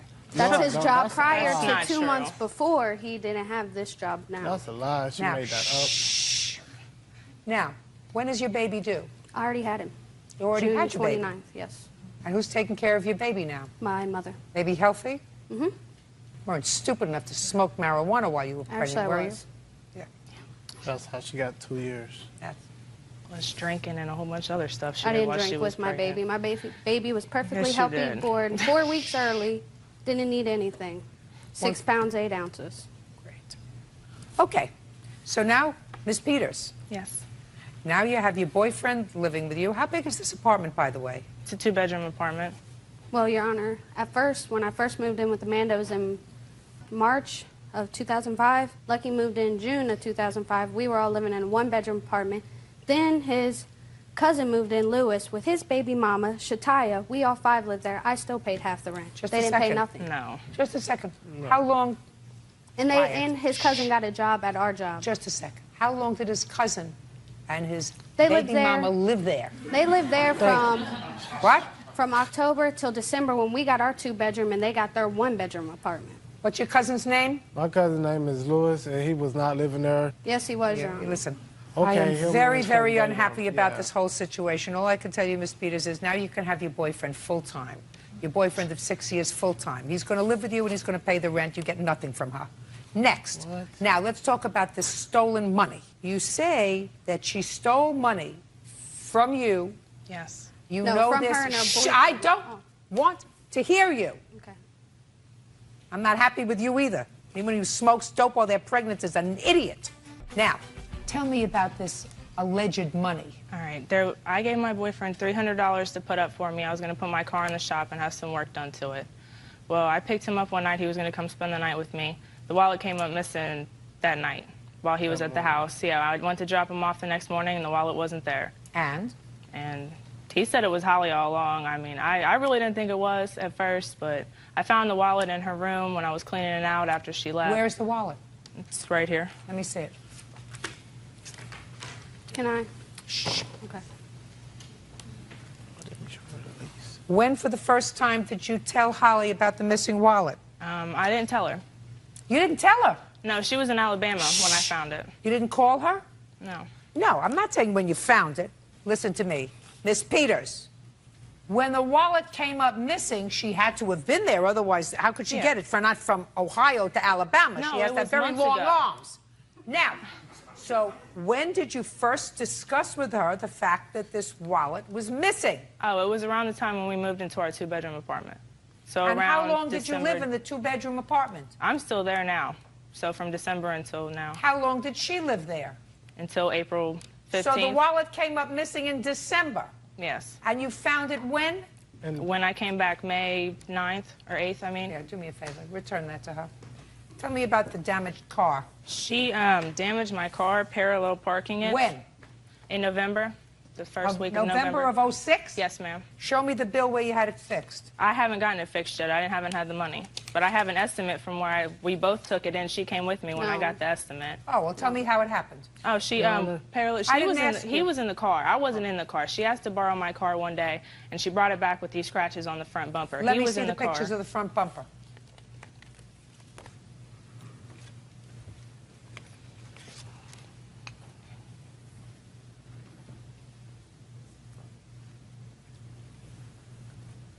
How did you scratch the bumper? I didn't scratch the front of her car. Who did? Lucky. He was on his way to school in November, and at a red light, he That hit is a the lie. back of another car. I have a picture of the That's truck a that she lie. hit also with the dent in the bumper Just a where second. she She hit says it was lucky. That's a lie, wasn't. Your Honor. She went with me when I got the statement. I did not go with her. I was at work when she got that statement done with Lucky. She had borrowed Amanda's car, and I needed to go home that following morning. He was and living she with had, us. Why would I take him home? don't want you to interrupt. If you interrupt again, it's not going to be good for you. Do you understand? Yes, ma'am. So on the way taking me home to my mother's house, she was trying to parallel park in front of another car, and she hit the back. On the way, she was trying to parallel park? No, when we got to my mother's house. Why park if she was just dropping you off? Because she was parking to drop me off. Why was she parking to drop you off? Why didn't you just come? She was the driver. Yeah, I don't believe it. Goodbye. You all deserve each other. That's it. Case is dismissed. Take him outside for a kid with Julie and David Cotton are suing family friend, 18-year-old Dylan Strittmatter, for crashing a golf cart during their wedding reception. Dylan claims he is not guilty. Who was getting married? Julie and I. According to your complaint, Miss Cotton, your family lives on the river. Correct. Is that where the wedding was? Yes. The defendant is the son of an old family friend, and because there was so much land and the venue was spread out, you rented 2 golf carts to sort of help people get from one place to another, especially people who might have been a little older. Those golf carts were just rented for the event. It is your claim that the defendant, without permission, drove one of those golf carts and damaged it. You're being charged by the rental company for the damage to the golf cart, and you want him to pay for it. Correct. Who saw Mr. Strittmatter riding the golf cart? Tristan Hall. How old are you, Mr. Hall? 18. What do you know about Mr. Strittmatter and the golf cart? Well, I was the guy in charge of taking people to and from the parking to the wedding, and we were at the reception. At the golf cart, with Right. the golf cart. Right. And after the wedding, we went to the reception, and we had the 2 golf carts parked over there. And we were all sitting around eating, and I saw them take off in the golf cart, and we just went out. I went out there after them to see what. Saw who taking off? Dylan and Greg. That's Dylan would be you? Yes. And who's Greg? I'm Greg. Perfect, I love it. No, I didn't ask you to go over there yet. Well, I didn't ask you to go over there yet. Okay. That is a lot. I didn't go over. Go ahead. Okay, so I went out there, and we were just riding. We were riding around for a little while. Who was riding around? Me, Dylan, and Greg. How did you get on the golf cart? Because I went out there. When I saw him riding around, I walked out there. So you walked outside, and the 3 of you got on the golf cart. Right. Well, they were on it first. I went out there after they were already on it. I went out there. Who drove? They were driving. We all took turns driving. Who drove first? Tristan drove first, but there's also a 4th person in the party. Their son Chase was also in the golf cart, and he also drove it with us. Is that right? Chase was in the golf cart, yes. So who drove first? I guess I drove first. Who drove second? Chase drove second. Who drove third? I drove third. All right, what happened next? Okay, so we're driving around, and we were just driving around with the golf cart, and after a little while, I said, okay, we should probably bring this back. So we were on our way back down this road, and that's whenever he thought he could make it through these 2 rocks, if that's what you want to call them. They were more like boulders, and then he just ran into one of them. Now, did you know you weren't supposed to be driving around in that golf cart at that time? In the back of my mind, I did. And did you know you weren't supposed to be Hey, did you look at me? Did you know you weren't supposed to be driving around in the golf cart at that time? Yes, I knew that. Did you know you weren't supposed to be driving around at that time? And I assume he wasn't supposed to be driving around that time. That's correct. So what are you suing him for? Because he had been drinking at the wedding at my mom's, and I had told him to put it down, and I saw them take off, but mind you, I'm in the middle of my reception, and I heard them, and so did my friends, hear them screaming, come on, let's go get on the golf cart. It was just those 2, and they were drunk at our wedding. They did take it. The owner of the... Your son was there. How old is he? 13. What'd you do to him? Actually, both of my sons had told them, and so had Tristan, to stop, and he They was were driving driving erratically. around in the golf cart. Well, a little more than driving. He was driving erratically. Just a second. Where do you think it's all his responsibility? Because he was told to put it back, and he didn't. Who told him to put it back? All of them. They did not. They were driving around with it. They did not tell him to put it back. What are you, nuts? Listen, Miss Cotton. Yes. If you're telling me that you saw them get in the golf cart and drive around with it, And you didn't leave your reception to go and stop them from driving around with it. My oldest son actually did. He's not here. You, not your son. Your 13-year-old was in the golf cart. Right, but my oldest son also took the keys from them. Did you see that? No, but they all told me, and the They owner can't of the tell golf you anything, cart. Miss Cotton. You have a responsibility. A golf cart is an attractive nuisance. That's what it is for young people. That's why your 13-year-old got in the golf cart. Well, I mean, he admitted to wrecking it and told us he was sorry. They were and all involved in it. If anything, he's responsible for a quarter of it, not for the whole thing. Your son is responsible. Therefore, you're responsible My for a son quarter. is 13. He's responsible for a quarter. He's responsible for a quarter. He's not responsible for the whole damage to the golf cart. They shouldn't have been in the golf cart to begin with. And if you saw them and you're the grown-up, you should have seen to it that they weren't in the golf cart. Can I say something? Listen, if you knew he was drinking, what's the drinking age where you are anyway? 21. If he got hurt and he had been drinking at your wedding, he would have owned that house on the river. I can't control him. He's not my child. Oh, yes, you can. You can put him out of your house. He wasn't at our house. It was an open field. We weren't there. He went off in a different area. Miss Cotton, it's your responsibility when you have an event to ensure that there is no underage drinking. And based upon what you tell me, you saw him drinking and drunk at your wedding. You then saw him get into a golf cart and drive away. And it was your reception, and you couldn't do anything about it because you didn't want to leave the reception. That's what you told me. I didn't see him get in. I heard them say they were going to do it and take off, and people were Miss sent Cotton, I'm after getting them. less and less sympathy for you. I mean, that doesn't give him any right to do that. And he's going to pay for 1/4 of the damage. But I have less and less sympathy for you. You planned a wedding, and you had a bunch of kids, including these two people, not only the defendant, who were drinking at your wedding. And that's your responsibility. You are responsible for the venue. That's what the law says. And if they had gotten into a car instead of a golf cart, and instead of going between a boulder and scratching your golf cart, which is what he did, he got into his car and he killed somebody, you know who they come after? You. That's what the law says. I didn't serve him the alcohol, and he stole You it. did serve him alcohol. I did. Duh. Actually, we didn't serve him the alcohol. You did serve him alcohol.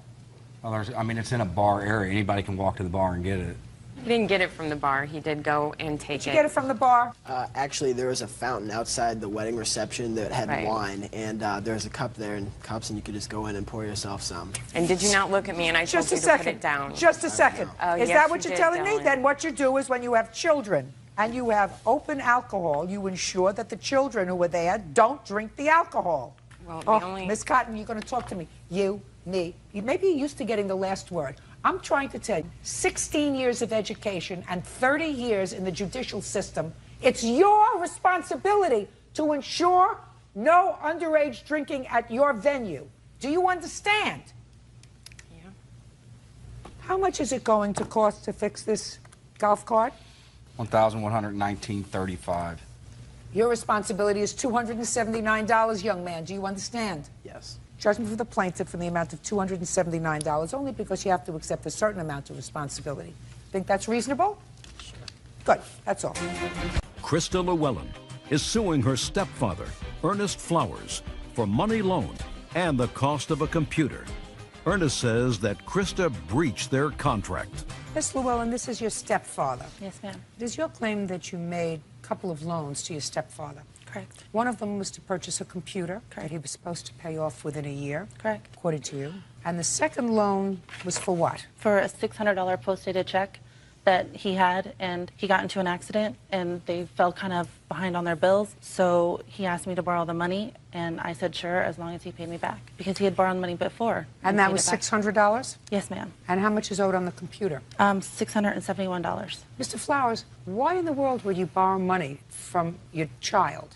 First off, for the laptop, she had and her husband had an account with Dell, and it was purchased on that account because I could not get credit through Dell. I explained to her that I would make the payments faithfully, which I have. Show me.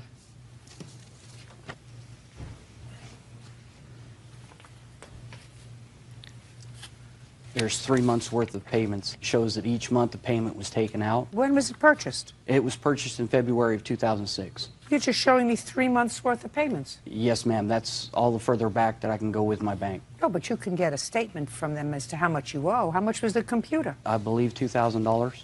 No. How much was it? A little over $1,000, like $1,029, $1,039. Is that there? Well, I have a printout from Dell, yeah. Can I This see is it, please? Everything. So the computer was purchased in 2006. Yes, ma'am. March of 2006? Yes. Well, you know, you're never going to pay this thing off. What's the interest on it? $25 every month, and I told them that. You pay $50 a month towards the computer. Only $25 of that goes to the computer. You know what's going to happen? Mr. Flowers, the computer's going to break, and you're going to say, I'm not paying for a computer that I don't have anymore. By the way you're going, you won't be paying for this computer until 2010. Those were the payments that were set up with her when it was purchased. Is that right? Those were the payments set up with me, but they told me within a year they would have it paid off. And I also have a statement from my husband because he talked to him also and said that it would be paid off in a year because we Can I see purchased a that, computer please? and paid it off within a year. Did you tell her you'd have it paid off within a year? No, ma'am, I didn't.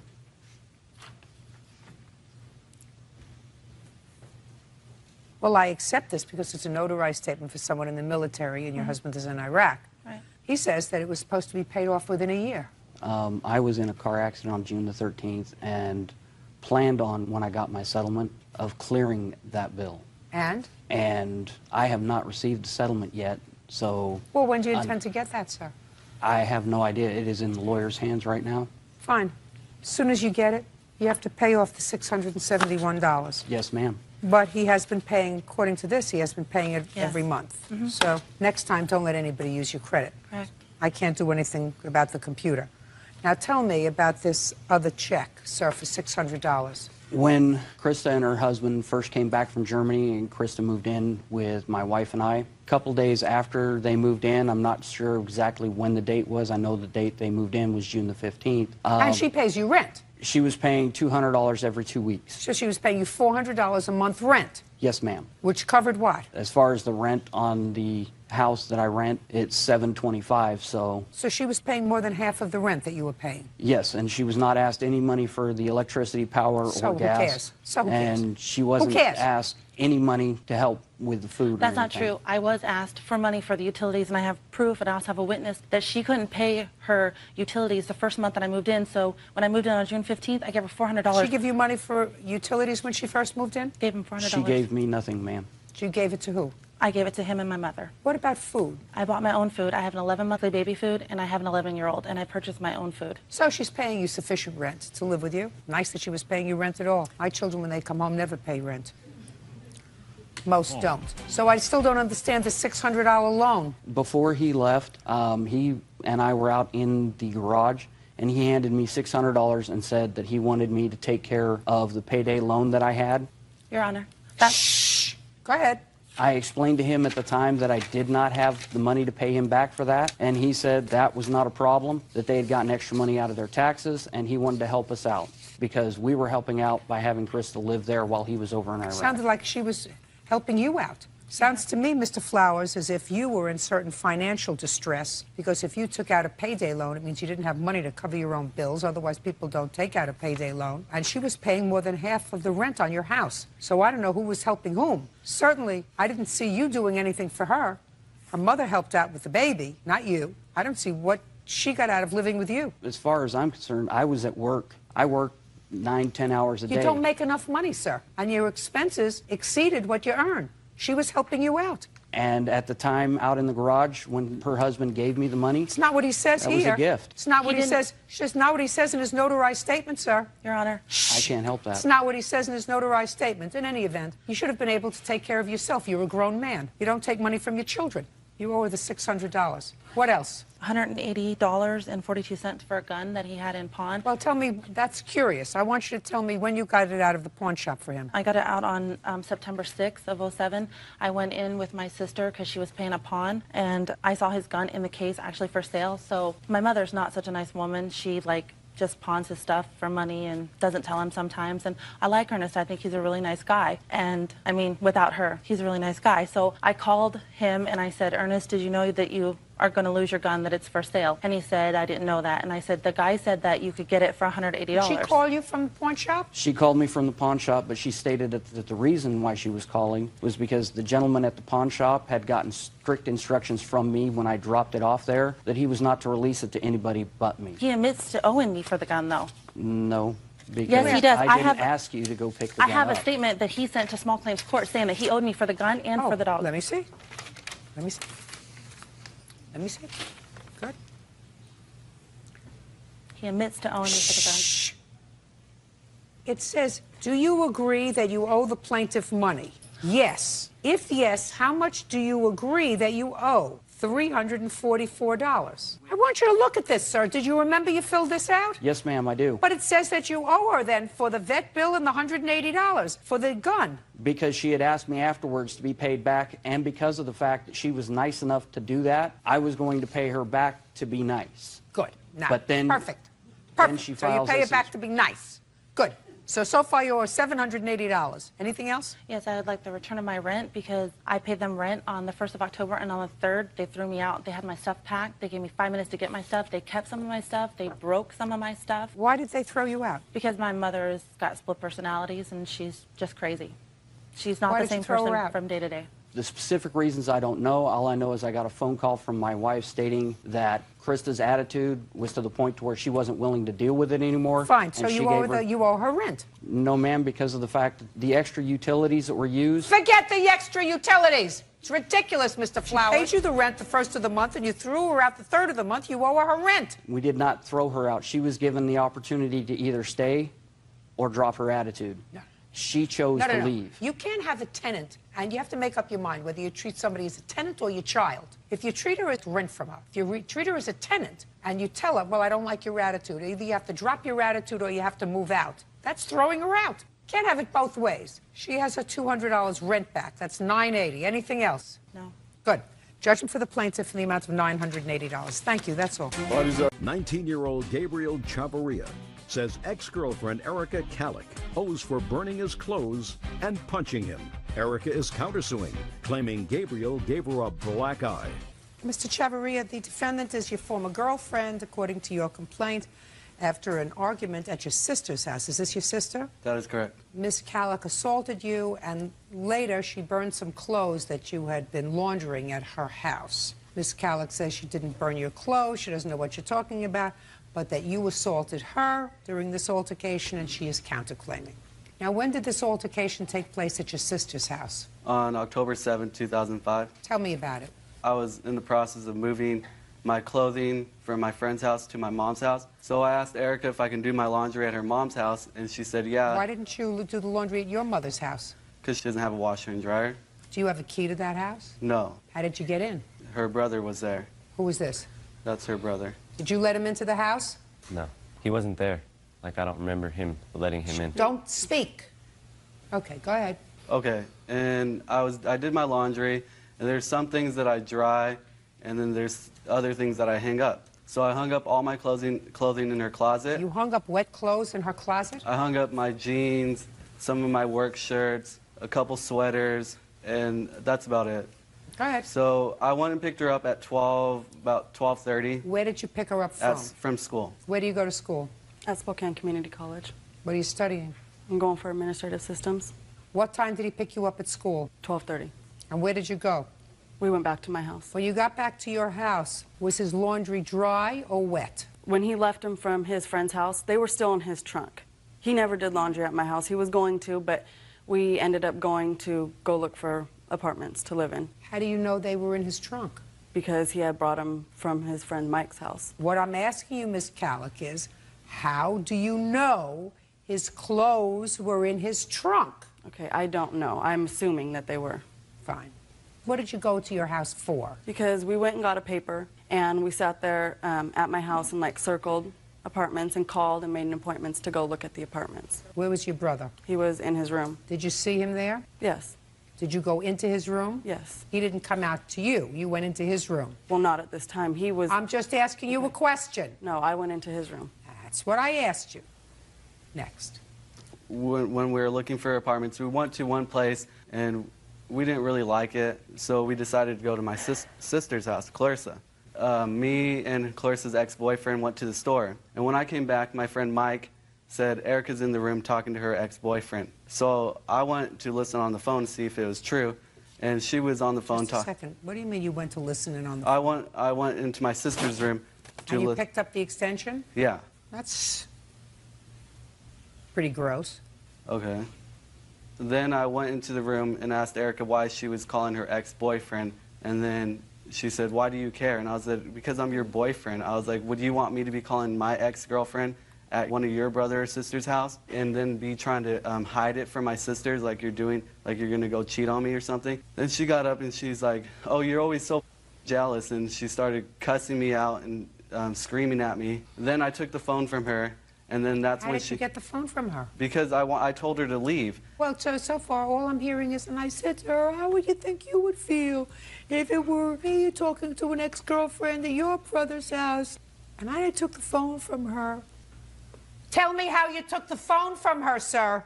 The phone is in her hand, yes. And then I grabbed the phone from her. Okay, well, now we get to the grab part. Her hand, and what happened when you grabbed the phone from her hand? I told her to leave my sister's house. You grabbed the phone from her hand. Did she pull back? No. She just gave you the phone? She didn't give it to me. She tried to keep it in her hand. Well, that's what I'm asking you. Pay careful attention. Life has a certain rhythm to it. There are certain natural things that happen. Yeah. And when you get to be my age, things become more natural. You know, if it doesn't make sense, it usually doesn't happen. So that she's talking to the ex-boyfriend on the phone. You go to grab the phone out of her hand. She pulls back. You pull back. So now you're in a struggle for the phone, right? Correct. And then what happened, sir? So I had the phone in my hand. How did you do that? I took the phone from her hand. You overpowered her. That is correct. And? And then that's when she hit me in my temple and once in my nose. And then I pushed her. And during the whole thing, that's when my sister walked in and was trying to pull us away from each other. And so I was walking outside, and that's when Erica pulled me back in and was hitting me all over in my neck, in my chest, and my back. And then I hit her in the eye because it was for self-defense. I didn't know what else to do. I couldn't get away from her. So the police came, and what happened when the police came? Okay, before the police came, I was outside smoking a cigarette, and then Mercedes, Erica's daughter, came outside and asked me if I can give them a ride home. I said, yeah, and that's when Erica came barging outside and slammed the door open, and this door hit Mercedes in the face and gave her a bloody nose. And I was like, Erica, what are you doing? And then she said, look at my eye. And then I was like, look at my face, Erica, look at what you did. If you didn't hit me first, I wouldn't have to defend myself. What injuries did you have on your face? I had cuts and bruises above my eye, under my eye. I had a couple lumps on my head. When the police came, did they arrest you? No. Did they arrest her? No, because she wasn't there. She left before the police came. Did you can file I tell my part of the story? Because this. I'm going to get to you. Okay. Well, no. I'm going to get to you. Okay. Does anybody have a copy of the police report? No. No. According to the plaintiff, you had a prior incident involving domestic violence with him. Is that true? Correct. When was that? June 2nd, 2005. Were you taken into custody on that day? Yes, I was. How did you assault him? I slapped him. So that you're not a stranger to slapping him. Oh, no. I've done it before. What happened when he pulled the phone away from you? He didn't even pull the phone away from me. So tell me what happened when he came into the bedroom, which you acknowledged that he did. Yes. Came into the bedroom and you got into a heated argument about you're allegedly speaking to a former boyfriend. I wasn't speaking to anybody. It was his friend Mike that was talking to my ex-boyfriend because they're friends and they were going to go out to a party or something. So you never got on the phone to say hello? No, okay. Never. So when he came inside and said, what's going on? Let me hear. He stood up and, well, I stood up because I was on the... And what were you doing sitting on the floor? We were all sitting on the floor. Who's all? Me, his friend Mike, and his other sister. You mean the two of you weren't alone in the room at the time? Oh, no. Go ahead. And I stood up because he got on the other line and he heard my ex-boyfriend talking, but I wasn't speaking to him. So he came in and said that I was trying to call him, and it's just common sense that why I wouldn't call my ex-boyfriend at his sister's house. So I stood up and he was calling me all these names and pushed me, so I pushed him back and he hit me in the room. It wasn't in the living room or where he said it was. It was in the room and I fell back on the bed and got up and then pushed him again, and we just kind of got in a fight, but I didn't punch him or slap him or anything. And then he had a scratch right here, and that was the only thing that he had. I have pictures. Just a second. He had a scratch from what? Well, I'm guessing I scratched him. I don't remember. Well, you must have scratched him because according to you, all I heard was I pushed him. No, and then we got into a fight. But I didn't punch him or anything, like you said. You scratched him? Yeah. What do you mean, yeah? I guess. Let me ask you this question, madam. If you scratched him and he just had a little scratch over here, you think that he overreacted by punching you in the eye? Yes, I do. That's too bad. If you put your hands on somebody and scratch them, give them a little scratch, sometimes you get, listen to me, sometimes you get the worst of the deal. Somebody's going to get the bad part of a bargain every time there's an altercation, a physical altercation. Somebody's going to get hurt a little bit more than another person. And just because you're the woman doesn't give you the right to put your hands on another person. And if you put your hands on another person, you hurt them a little bit, and they hurt you a lot, that comes under the category of too bad. It was in self-defense, Your Honor. Listen to me. Listen to me. That comes under the category of too bad. You can't scratch him and then say, well, I can scratch you, but you better not punch me in the eye. You better not give me a black eye. Now, when he gave you the black eye, were you angry? Of course. And then you went home with your daughter. Now, did you hurt your daughter that day? No, I didn't. She got a bloody nose, but I did not do it. Well, who did it? I don't know. That should have been your primary concern, not your black eye, how your 4-year-old daughter got a bloody nose. It wasn't. That was not my concern. Listen to me. Because according to him, he says he knows how your daughter got it. You came, you opened the door on her face, and that's how she got a bloody nose. Then you put her in the car and you took her home. When did you notice her bloody nose? Right away, right when it happened. Well, if you noticed it right when it happened, how did it happen? Because my back was faced toward her, and then she started crying. I said, what happened? She goes, I got hit in the nose, and it was bleeding. That's the only thing. Then I grabbed her and walked downstairs and walked to my mom's work because he wouldn't give me a ride home. Let me see an inventory, sir, about what you allege was in her house. All my clothes were in her house, but I had to go and get new clothes. These are just the receipts of all my clothes that I had to buy. And here's a letter from my supervisor from all the scratches and cuts and welts on my head. Listen to me. I believe she assaulted you. I believe that you hit her and gave her a black eye. Terrific. That's quite a way to behave in front of a 4-year-old. Put your hand down. You went in there angry. If I believe what you say, sir, if I believe what you say, which is different from what she says, you put your hands on her first, only by trying to take the phone away from her.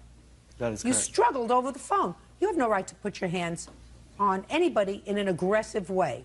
Put your hands on her in an aggressive way. If I believe you, I believe somewhere in between these two stories is the truth. But if you each wound up with a couple of scratches and a black eye, it sounds to me like you deserved each other. How do you know she burned your clothes? My sister called her later that night and asked Erica how she was doing, if her eye was okay. Up here. Tell me your last name. Chavarria. Did you speak to her later that day? Yeah, I called. Just a second. You called to ask her if her eye was okay? Yes. What did she say? She said it was still black. It was still hurting. And? I asked her how her daughter's bloody nose was, and she said it was better. And I said, well, Erica, don't throw away his clothes. And she said, no, tell him I'm going to burn him and throw him away. I said, Erica, don't cause drama, because, and then she's like, no, and then she hung up on me. Sit down. You had jeans, sweaters, work shirts. How many work shirts? About 10. Get out of here. Let me see the bills that you have. Let me see the bills that you have. Donna, can I say something? Go ahead. When she called me, she never asked about his clothes because his clothes were never at my house. She asked me if I was okay. And I was like, yeah. I said, why are you going to call, now and ask me if I'm okay when she didn't try and do anything when he hit me? What about when you hit him? What do you mean? Did she try to do anything when you hit him? No. She tried breaking us up and saying, Gabriel, just stop. All the clothes that you purchased, sir, were $453. Judgment for the plaintiff in the amount of $453. Your counterclaims dismissed. That's all. 21-year-old Dora Spicer and her mother, Brenda Waters, are suing the father of Dora's children, Leonard Kiwi, for a loan to get his car fixed, the return of belongings, and pain and suffering. Who's Miss Waters? Miss Spicer, this is your former boyfriend, and you have 2 children with him. Is that right? Yes. How long have you been together?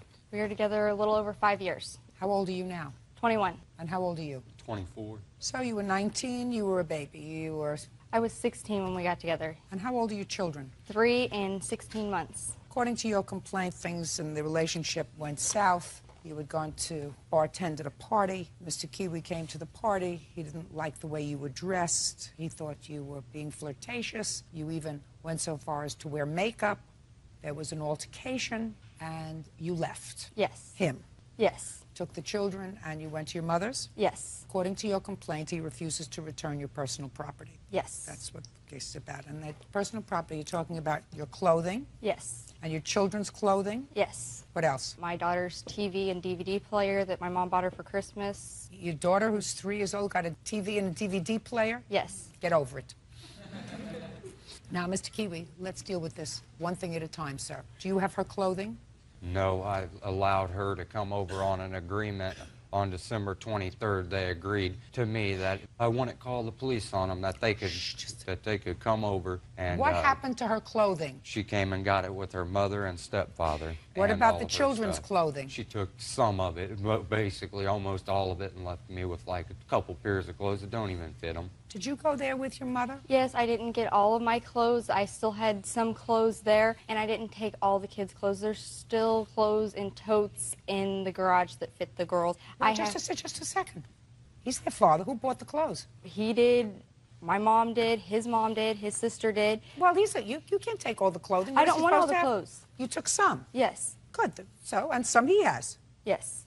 Now, your clothing? Yes. I have a few pairs of jeans over there, some more shirts over there. You're talking about nonsense. You're talking about little stuff. What are you suing him for? I mean, I don't get it. You were together 5 years. We're not talking about a couple of pairs of jeans, madam. No, but they're mine. I should be able to get them. Well, do you have her jeans? I found one pair of jeans that was in the dirty clothes, and that's the only reason she didn't pack take it up them. and get it over to her. Yeah. Now, let's get to your mother. I can't stand to deal with nonsense. You say that you loaned him $1,000 to fix his truck. Yes. When? It was September 12th. What year?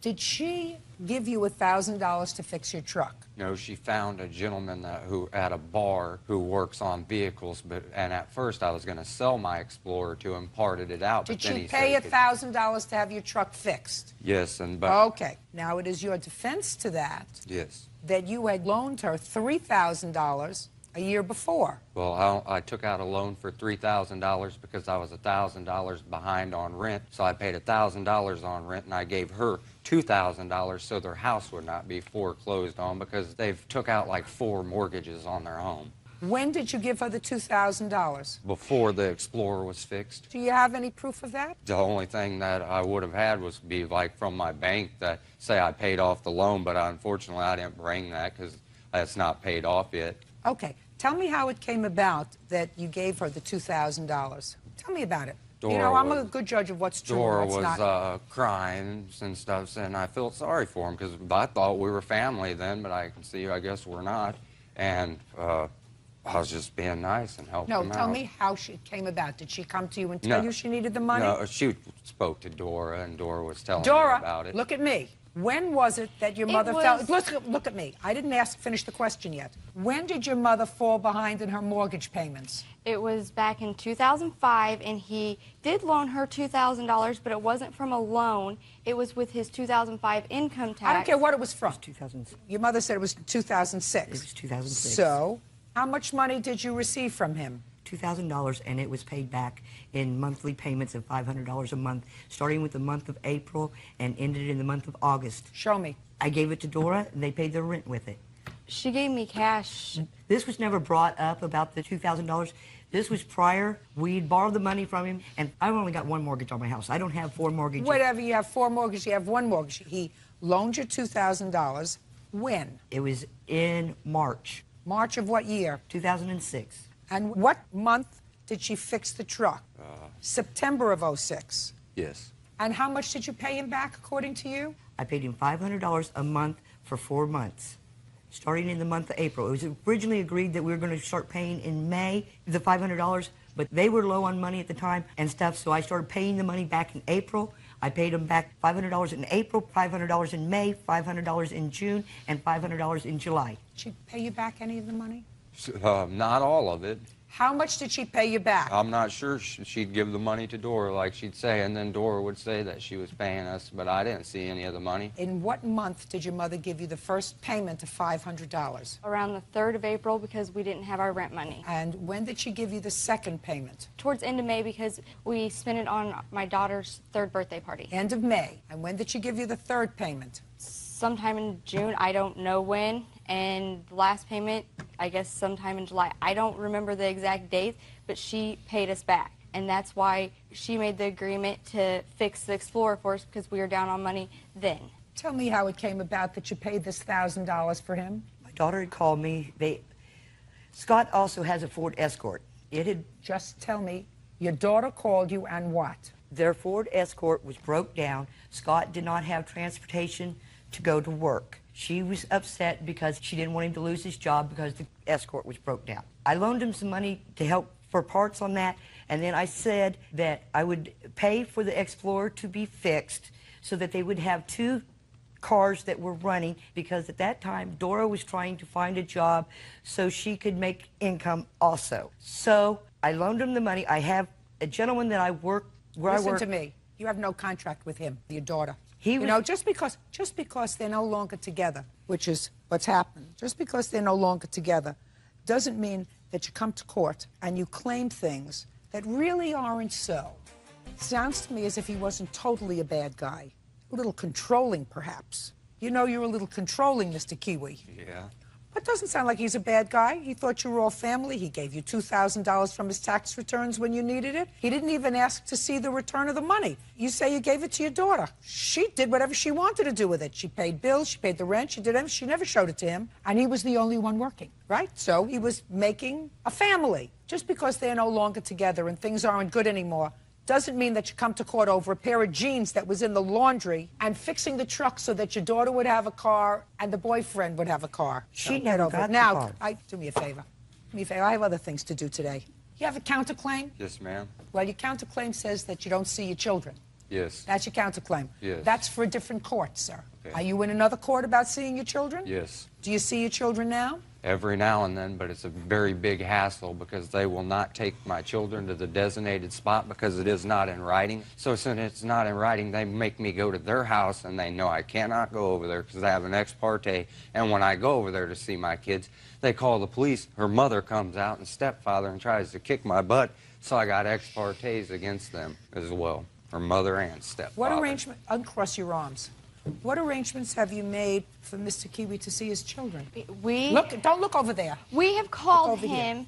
And my sister calls him at work because I can't speak to him. Calls him at work, tells him to meet my dad up the road at a store called Clyde's. He always makes an excuse. He doesn't have gas. He can't get to where it is. So my dad drives to Steve's, a gas station that's closer to him, and drops off the girls. When was the last time he saw the children? 2 weeks ago. He's supposed to get them this weekend. And before the last visitation, when was the last time he saw the children? 2 weekends before that. Okay. Well, you're going to have to deal with the courts about that, Mr. Kiwi. You understand that? Yes. I suggest that you get whatever you need in writing, get it in writing. Do you understand? Yes. Very good. Okay. This case is going to be resolved this way. I want you to go into the laundry, and I want you to get her pair of jeans that she left there, put it in an envelope, and mail it back to her. Do you understand? Yes. Other than that, the case is dismissed. Goodbye. Coach Kiev says her former live-in boyfriend, Jovial Monzon, owes for the return of property and for the cost to repair her home. Ms. Kiev, how long did you and the defendant live together? We lived with each other for over 5 years. In your complaint, you say it was 6. 6 years, yes. That's when the trouble started. And during the time that you were living together, were you working? Yes, I was working. Continuously? Continuously. And what about the defendant? Was he working? No, he was always between jobs. He had over 5 jobs. How long were you unemployed, Mr. Monson? It was like a month. But other than that, you were working? Yes, ma'am. And how did you arrange your finances? In my paycheck, I pay the mortgages and bills. And what about with his paycheck? His paycheck, whenever he can help me, he'll give me some money. It doesn't seem like a very, very appropriate financial arrangement. Did you have a joint bank account? At one point, we did. Oh, fine. So you had a joint bank account. And when you had a joint bank account, did you deposit your paychecks? Yes, I did, but money was missing from the account. Plus, child support was pulling money from the account because he owed over $53,000 in arrear back payment, which I have evidence. You have to show me. I got it. You picked him. Right. Right.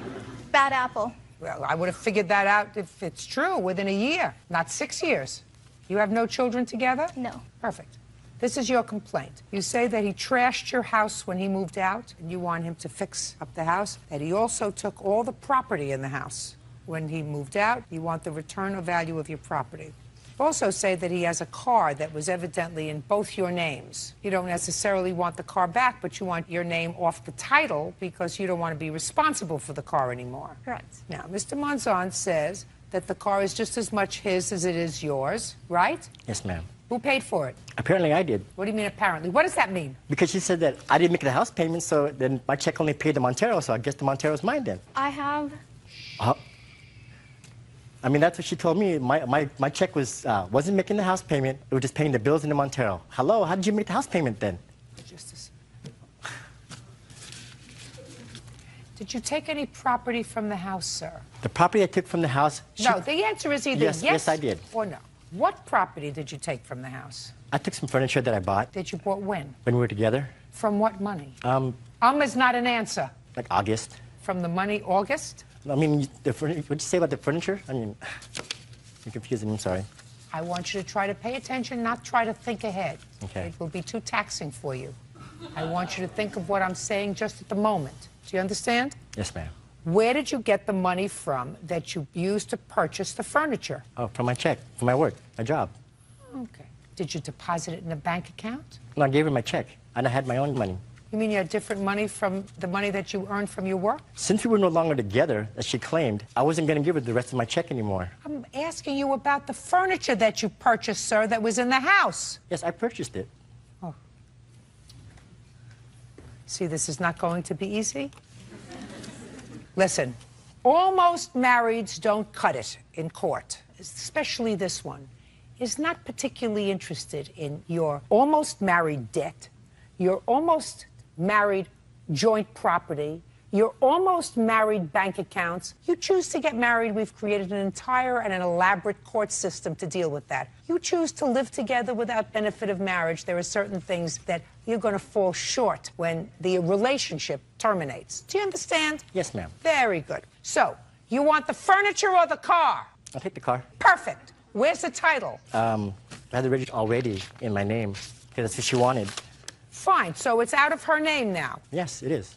Is that what you want? Yes, and also the F-150, his truck, my name is also on there too. The F-150 is in my dad's name. It's no longer in the name. Okay, listen to me. Where is all the furniture? Some of it is gone because she abandoned the house and me, and I didn't know when she was going to come back or not. She left right Where's the furniture? It's gone. Did it fly away, sir? Did the earth open up and take it? Some of the furniture was still there. Okay. Mr. Monzon, you're making my life very easy, sir. Very easy. Let me see pictures of the house, please. Do you want to see the before or after? I want to see both. Okay.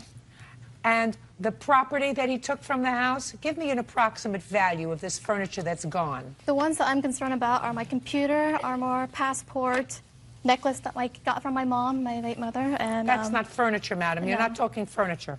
I'm talking about furniture. I didn't come here for furniture. I came... Oh, because you say in your complaint that he emptied out your house. Yes, but what I'm concerned about is my computer, my passport... Where's her computer? The computer was bought for me. She bought that computer for me. No, I have... Just a second. It's not your computer. Do you understand? The computer is going back to her. You've got the car and the truck. Do you understand? Yes, ma'am. That's what you get. That's what I'm giving you. Period. Everything else goes back to her, including the computer. Do you understand? Mm-hmm. Within 5 days, the computer goes back to her. Otherwise, what I'm going to do is I'm going to cut an order to motor vehicles to transfer the titles to both the truck and the car back to her name. Do we understand each other, sir? Yes, ma'am. Do you know what kind of an agreement you signed when you came here? Mm-hmm. That every decision that I made, you would abide by. Yes, ma'am. Perfect. Within 5 days, the computer goes back to her in good condition. Because if it's not, I'm going to take your car away. Now do we understand each other, sir? Yes, ma'am.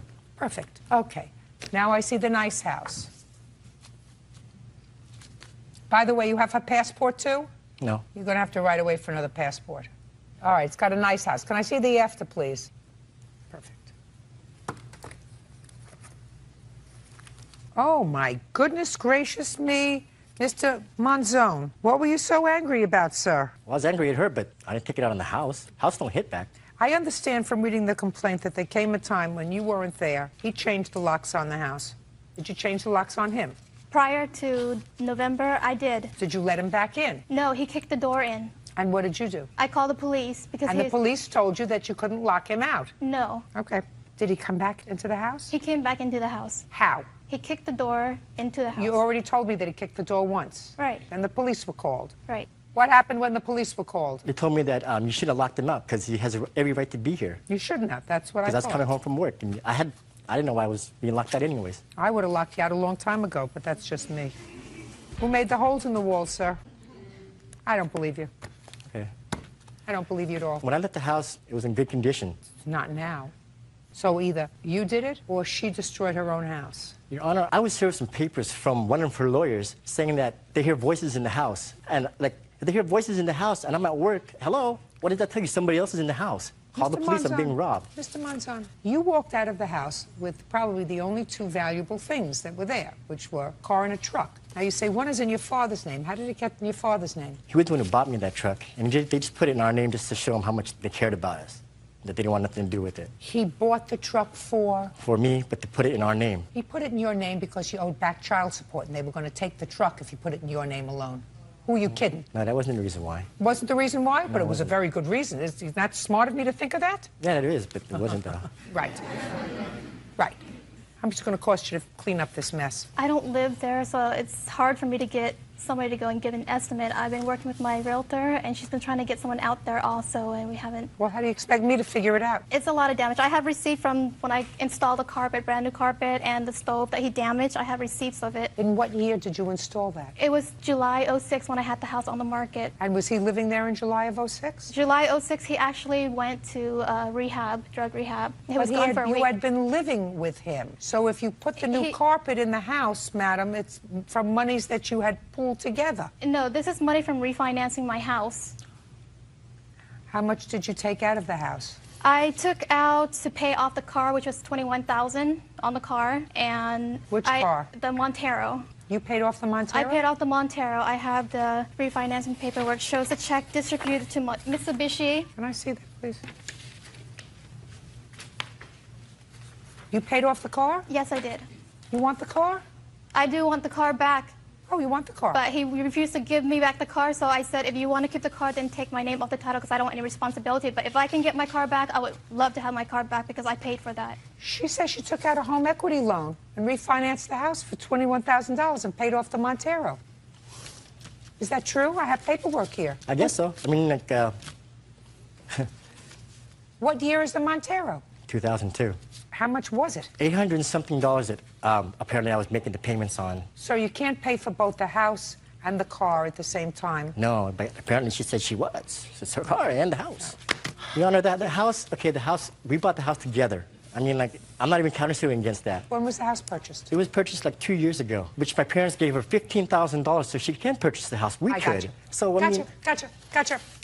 And the house was put in her name? No, she put it in her own name. I said the house was put in her name. Right. Why would you put my name in there? Why? Because you owe $53,000 in back child support. That's why. And they would have taken your house. That's why it was put in her name. Same reason that the cars were put in other people's names other than yours. Have you paid your child support? Yes, I pay it out of my paycheck. Comes out. Oh, because now they take it out of your paycheck. Yes, I pay Good. it. Who are you living with now? I'm between houses. You're living in one of your cars? No. I'm supposed to be leaving to go to Denver. Apparently, I had to come here first, take care of this. Leaving for Denver for what? To start anew, to get away from the plaintiff. Where are your children? My children are in California. And where are you living now? I'm living in Benicia right now.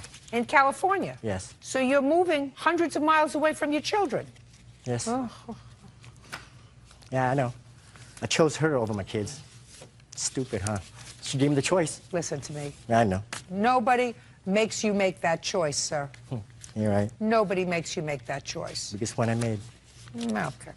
Now, he does not have your necklace. He does not have your passport. He has your computer, which he's going to use. Do you understand? Yes. The house is in your name. Yes. Did you get a deposit for $15,000 from his family for the house? It was $12,000, yes. So you did. Did you pay them back? I did.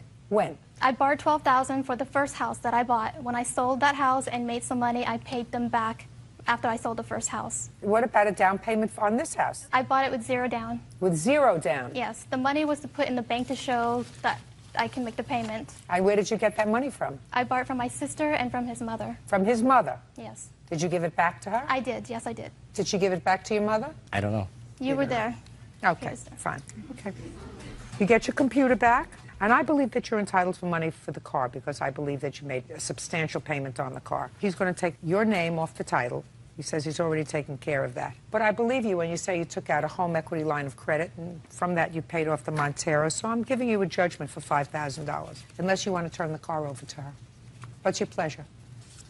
I'll keep the car. Judgment for the plaintiff in the amount of $5,000. That's all. Isla Wiley says her former roommate, Paris Scott, owes for unpaid rent and utilities and car damage. Paris claims she was a guest in Isla's home, but never a roommate. Miss Wiley, according to your complaint, the defendant was a friend of yours. She ran into some difficulty. You allowed her to move into your apartment. You claim that the agreement was that she would pay you rent. She did not pay you rent or her share of the utilities, which was also part of your agreement, and you want her to pay you for that. According to you, prior to that, she had borrowed your car, took it to a party, and it came back damaged. You want her to pay for the car damage. Ms. Scott says that there was never a rental agreement between the two of you. You were doing something to be kind to her, and that you only became angry with her when she had some sort of a private conversation with your boyfriend and told him some things that were very personal that she knew about you. You became angry, told her to leave, and then concocted the story about rent. And she would like her personal property back. You indicate that you do have her personal property, and that personal property she's going to get within 5 days of today. She can come either with a marshal or by herself to retrieve her property. Please have it ready for her. So I've taken care of your counterclaim. Okay. Understood? Yes. Good. Now, let's take care of your claim. How long do you know each other? About 5-6 years. And when did she move into your apartment? February 2009. Where was she working at the time? Forever 21. How long has she been working there? I'm not for sure. Maybe about a few months, 3 or 4 months prior. And who had you been living with before? Me, I've always lived by myself. Perfect. That's the way you should keep it, Miss Wiley. I mean, as far as roommates are concerned, you can certainly meet somebody and decide to set up housekeeping. But as far as taking in a roommate, it's always a problem. What made you open your house to her? I've known her for a long time. I thought she was a good friend. She didn't have a lot of friends because of run-ins that she's had with her other friends. And then on top of that, she was always coming to my house. She was always crying. She was always upset because she had got into an argument or she was fighting with her dad or, you know, they were having disagreements. So it was total drama. And I told her that, you know, my house is always open if you want to come stay here.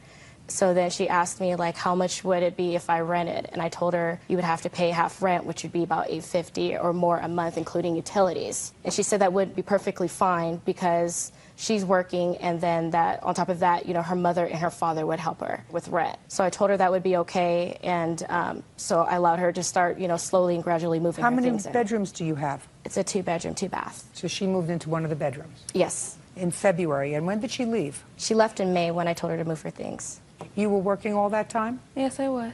Why didn't you pay her rent? Because we never had an agreement to pay rent. Why would she take care of you? You moved into her apartment. You had your own bedroom. You have your own bathroom. Why wouldn't you pay her rent? Because the only time that I came to stay with her, my father did have problems. I don't care what the reason is.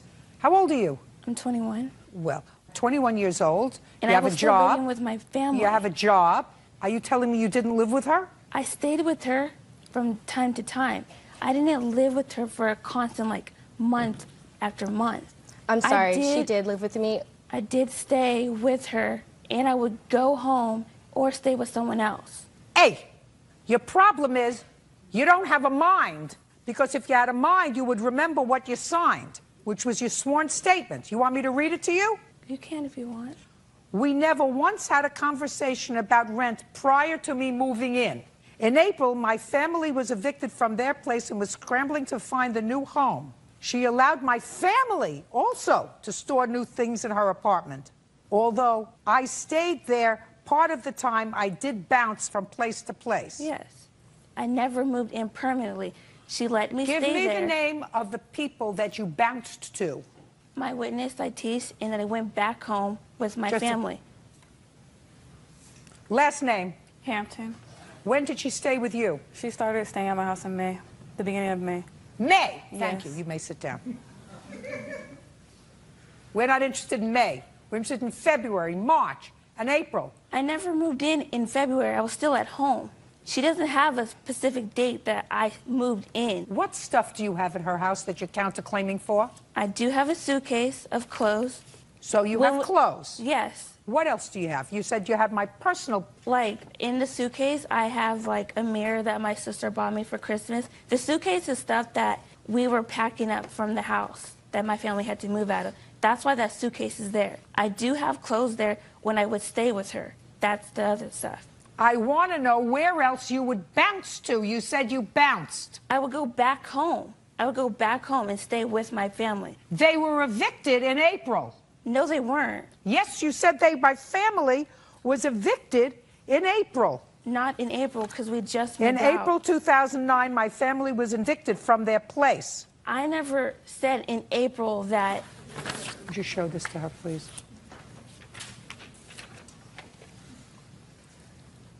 I know what That's it your says. statement. That's your signature at the bottom. I know what it says. So is it wrong? My family did not get evicted in April. They were still at their house. So I'm asking you a question. When you wrote that down and swore to it, it was wrong. Yes, the date is wrong. Give it back to me. How much rent did you pay your family? I never paid rent for my family. Well, you got to pay somebody rent, madam. I never moved in. We never You had got an to pay agreement. somebody rent where you're living. If we had an agreement, yes, I would pay rent. If I never signed anything... You don't have to sign anything. If we signed it, then I'd be out of a job. Signed it makes it easy. So what? Now, let us say I believe you, which I don't, that you weren't there all the time, you didn't live there, you never formally moved in, you never signed anything, whatever else it was. Then she was just being nice to you, right? Because she was my friend. She was being nice to you, right? Yes. You explain to me why you gossiped behind her back to her boyfriend? I did not gossip behind her back. Really? Her boyfriend texted me when she left for her cruise to Mexico. He texted me and asked, can I talk to you because I have issues with my girlfriend, Isla. I never responded back to him. You never respond, so you never had any conversation with him? No. No, so just a second. So you never, well, then you must be wrong that you never had any conversation with him. She is wrong. You want me to call him and find out? Yes, you can. Yeah. The only time me and him talked was the night we were going out. All of And? us. And he asked me, Paris, I have a feeling that something's going on. And I told him, if you really believe something is going on, why don't you guys take a break so you can figure out your thing and she can figure out hers. She has been having issues with her boyfriend. Jealous. Yeah. She's jealous. Exactly. Right. Did she have an arrangement with you to pay rent? Yes, ma'am, she did. Yeah, I believe she did too. When did she move in February? She moved in actually 2 days after Valentine's Day, so I'd say Well, the 16th. so we're going to discount February. We're going to go right to March and April. Yes, ma'am. Those 2 months. And your total rent is what? I would say $850. Okay, so she was supposed to pay $4 1/4? Yes, ma'am. Now tell me about the car. Well... Make sure I get it right. Do you understand? Yes. Okay, well, the night before, she drove my car. She had to rent a car because she did not have a vehicle. She went down to the club, and I guess she had the windows busted out. Somebody busted out the windows and stole her belongings. In the rental car? In her rental car, yes. What did they steal? They stole my purse. You left your purse in the rental car? In the trunk, yes. Go ahead. So then, with the rest of her problems that she always had, she came to me crying, saying that somebody stole her things, she had nothing, and that she needed to use my vehicle. Because every excuse with using my vehicle was, my family doesn't have food, my family doesn't have money, my sister's left at school, my brother's left here, my brother's left here, can you please let me use your vehicle? So she always used my vehicle. So she got her windows busted or whatever, so the very next night, she wanted to go downtown, and I said, you could use my car. Please be careful. And? Right. So she came back with the vehicle. She actually came back with her boyfriend, and they got out the car, and I came outside, and I'm like, what happened to my car? She goes, what do you mean, what happened to my car? I'm like, my car is keyed. And it's really obvious. You could see it at night. The whole car was keyed. Somebody ran the whole key through it all around the frame, everything. and then someone even kicked it in. Then she told me, oh, I don't know what happened, but I'll help you fix it or I'll fix it. Just a second. Did anybody that you know see what happened to the car? No. Okay, so what happened to the car was a criminal act. Correct. And she had your permission to drive the car. Yes, ma'am. She's not responsible for it. Okay. She's not responsible for someone else's criminal acts that are done to your car if she had the car with your permission. Do you understand? Yes. Okay. But she certainly owes you for rent. Anything else? No, ma'am. Very good. Judgment for the plaintiff in the amount of $850. Make arrangements to pick up your suitcase within 5 days. Okay. Understood? That's all. Please excuse me. Step out. 21-year-old Kristen Capizzola is suing her former roommate, 22-year-old Joshua Courier, for rent, a broken computer, and the cost of pay-per-view adult movies. You know, I decided that we could save the judicial system a whole bunch of money and just have much smaller apartments that were cheaper, that people could have themselves so they don't have to have roommates. And we would be able to save as a community fortunes of money because we wouldn't have all these cases. Then I would, however, be out of a job, and my children would be very unhappy. Ms. Capizzola, the defendant used to be your roommate. You claim he owes you some money. He owes you money for rent and utility bills, and he damaged your computer, and he downloaded porn on your computer, and it was very messy. Mr. Courier says, I'm cute. Aside from saying I'm cute, he says, well, he sort of ran into some difficulty, and he's going to explain it all to me. This is the girlfriend? That's a friend. This is the girlfriend that downloaded the porn on the computer. Nah. What do you do, Mr. Courier? Cell phones. Cell phones for whom? T-Mobile. How long have you been working for them? Like 2 months. How much do you make at T-Mobile? It's hourly, like $8 or $9 an hour. You take home a paycheck every couple of weeks. How much is your paycheck? Roughly $8.50. And who do you live with? I live by myself. What is this? I mean, is that a question or is that a statement? I live by myself. And how much rent do you pay? It's $6.50. You have a car? No. Have any other big expenses? No. Great. So you would say you're on your feet financially? Yes. Great. That's really good. Because one of the things that Ms. Capizzola says is that you told her you would pay her back for covering your rent when you got on your feet. Yes.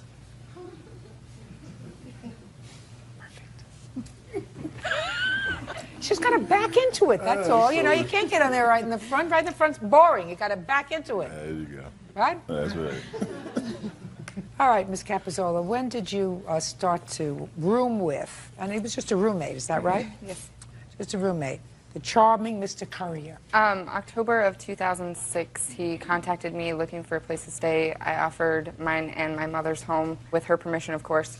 We lived together there for approximately 3 weeks and then signed a lease in mid-November to move out. How long had you known him? About 3 years. From where? We met at a party. You thought he was cute and nice? Yeah. He is. Yeah. He's just a mooch. Yeah. So, you moved into this place in November. Both of you signed the lease? Yes, we did. Now, he paid his rent for a while, and then according to him, he hit some hard times. The rent was never paid to begin with. The first month we were there, he mysteriously lost a money order, and I was forced to pay the entire months of that rent. How much was that? That was $320. But the next 2 months went well. He did pay rent on time. Great. Well, that's what he says pretty much. Until April of 2007. Correct. What happened in April 2007? My check bounced. She called me and told me that it bounced when I was at work and that we need to figure out how we were going to pay it. And so showed up at the leasing. I don't know, like a week went by. She called me and told me... Get over, please. You know I'm getting older by the second. Okay, Did she cover your rent? In April? Yeah. No. You paid it? No. Who paid it? Nobody. How could you not pay rent? Did you pay the rent? Yes, I did. Of course she did. You mean the landlord says you're such a nice guy, I'm going to let you just breeze over? No. How much rent did you cover for him in April? For March and April, I covered $960. Total, I covered $1,600 and six. Now, according to you, you don't really deny this in your answer. You said, I always paid my rent until April when I was having money issues. Kristen told me not to worry. She told me just to get back on my feet. Yes. Well, you're back on your feet, right? Yes. So you got to pay her the rent. I don't feel like I owe her the money because she told me not to worry about it. She said, sign yourself off the lease and then move out by the 1st. and I got the rest, and she was there. First of what? The 1st of May. 1st of May? Yeah. Well, we're talking about March and April. When I paid March rent, my check bounced. In April, Well, I understand that. And then April, I had like a couple days until rent was due, and that's when the check bounced. That's when she called me and said the check bounced. We're talking about rent for half the month when you first moved in, when you didn't have it, and for 2 months, Yeah. March and April, and you moved out in May. Is that right? Yes. That's all I'm talking about. Do you have proof that you paid that rent? No. And are you back on your feet? Yes. Perfect. Cute, but no cigar. What else do you want from him? I would like half of the Comcast bill that I paid for 5 months. The agreement was we wanted cable, we wanted internet, we wanted a phone, so... You should have turned it off. You should have turned it off. If he wasn't paying it and he was not being terribly responsible with money, then you should have turned it off. You don't need cable. Right. Hum. I would at least like to be reimbursed for the porn that was rented on our cable bill. Yes, sir. Now, who rented the porn? My ex-girlfriend. And your ex-girlfriend was your visitor? Yes. And did she watch this all by herself? Yes, I had no recollection that she was watching it. I Well, didn't how know. do you know it was her? She told me. But she told me she paid it, so I didn't. How much was the porn? $81.90. $1,681. Your guest? Your worries. What else? My computer that is no longer in commission. I had to purchase a new computer. My computer is basically totaled. My mom was there when it happened. Well, what happened? Him and one of his friends were downloading music, and the blue screen of death came on, and the computer never worked again. The permission to do that? He had my permission to be on the computer, yes. But I had no idea that viruses were being downloaded. And the second it happened, he told me, and he's like, I'll help you pay for half of it. What happened, sir? Actually, the night, I guess it crashed, I wasn't even there. I came home, like, afterwards, and her mom and my friend was there, and they were watching TV. And they said the computer did not work. And I said, okay, what happened? And they said it just crashed. And I said, okay. And then she was, like, blaming my friend. And then I was like, you know, that's not right. She downloaded music on it, too, so it doesn't matter. And that's why I was only suing for half. Did you? Yes. Forget it. All right, you owe for the rent and you owe for your girlfriend's porn. Judgment for the plaintiff in the amount of $1,681. Thank you. Megan Coe claims ex-boyfriend Ryan Anderson owes for loans to buy a car and to pay his DUI fines. Mr. Anderson, you have this petrified look on your face. Oh, sir. I'm not petrified at all. Let's see what we can do about that. Okay. Miss Coe was a girlfriend of yours? Ex. I said, I want you to listen very carefully. Put on your listening ears, Sorry. Mr. Anderson. Yes, Your Honor. I said Miss Coe was a girlfriend of yours, correct? Yes. And you knew her for a long time, but got into sort of a more committed relationship around 2003. Sometime, according to you, Miss Coe, in 2005, you loaned the defendant $2,000. Correct. Now you want that money back. That's right. Mr. Anderson says, never any discussion of paying you the money back? It was a gift? Correct. She gave you $2,000 when, Mr. Anderson? It was approximately September of 2005. Were you living together at the time? Yes, we were. What was the money for? Well, it was some fines that I had occurred What kind of fines? through the court system. What kind of fines? They were for DUI conviction. How much were the fines? Approximately $900. Did you pay any of the fines, sir? I had paid some previously, and those were the remaining balance. How much did you pay? The total fines were about $2,800. Is this the first DUI that you had had? I had two within a short period of time. That's why the fines were so high. Yes, ma'am. So you paid $2,100, yes. You paid $2,100. The DUIs were... I assume that you have something that's going to indicate that that's not the case. I'll look at it in a minute, Ms. Coe. So why did you need the $900 from Ms. Coe? I currently had no license, and I had to pay the fees off to acquire my license again. So I needed the money to pay off the fees to get my license to drive. Okay. And with the hours I was working, it was tough on Megan to get me to work and back from where we were living. So you must have said something to her. You had to have said something to her, because otherwise she'd have to be clairvoyant to know that Well, you needed she was 900. fully aware. She'd have to be clairvoyant to know that you needed $900, so that had to come a point when you said to her something like, I need $900 to pay for the rest of the fines. Well, we were in a committed relationship at the time. I don't care, we committed relationship. I'm talking about words, spoken words. I understand that. So there's going to be words exchanged knowing, well, how come you're not driving? Well, I'm not driving because I still that's what I want to know. Mr. Anderson. Yes. That's what I want to know, sir. Yes.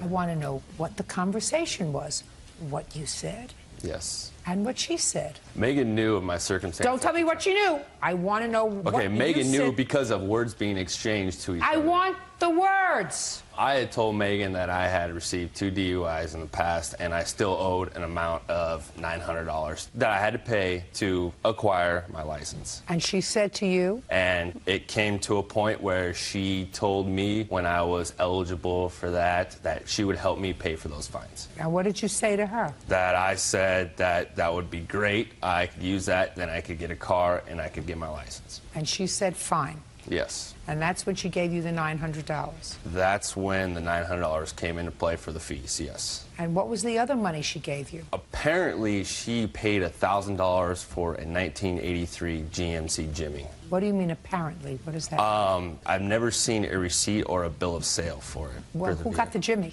I drive the Jimmy. The registration's in my name. How did you get the car, sir?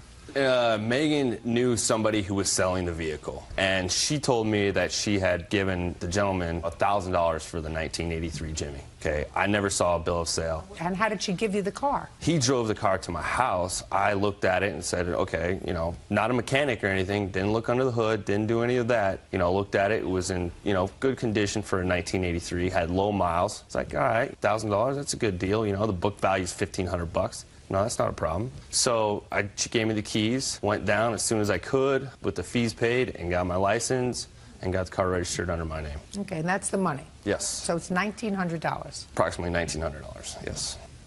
Go. All right. Let's start with the DUI convictions and the fees. You were dying to tell me something. I have receipts for the payment of the fees, and it's over $900. I went and paid myself in cash, went to the courthouse for him because he had no transportation. Do you want to see them, the receipts? No, I believe it. He says that you paid them. Also, it was never a gift to him. It was fully intended to be a loan. I did it to help him out so he could get his license so I would not have to drive him around. Just tell me the conversation, madam. In September, he was eligible to get his license back. And so he was in the mix of trying to get his license back. He had these DUI fines that he needed to pay off. So I told him that I would loan him $900+ to pay off his DUI fines. And he would to pay me back in monthly payments and with his January of 2006 tax refund. Okay, did he do that? No. So he didn't pay you back in January 2006. When did you and Mr. Anderson separate? January of 2006. Tell me how that came about. Well, Mr. Anderson's continues to drink excessively and black out, verbally pretty much assault me and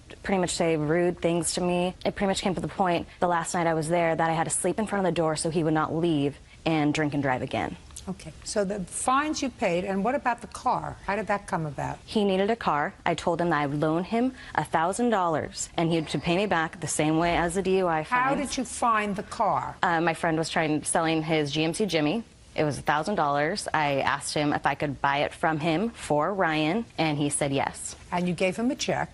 I gave him the check. And he gave you the keys? He gave me the keys and the title. And the title. And then you drove it home, or did he drive it home? Nathan drove it home. The and owner. Where was Mr. Anderson? Mr. Anderson was at the apartment.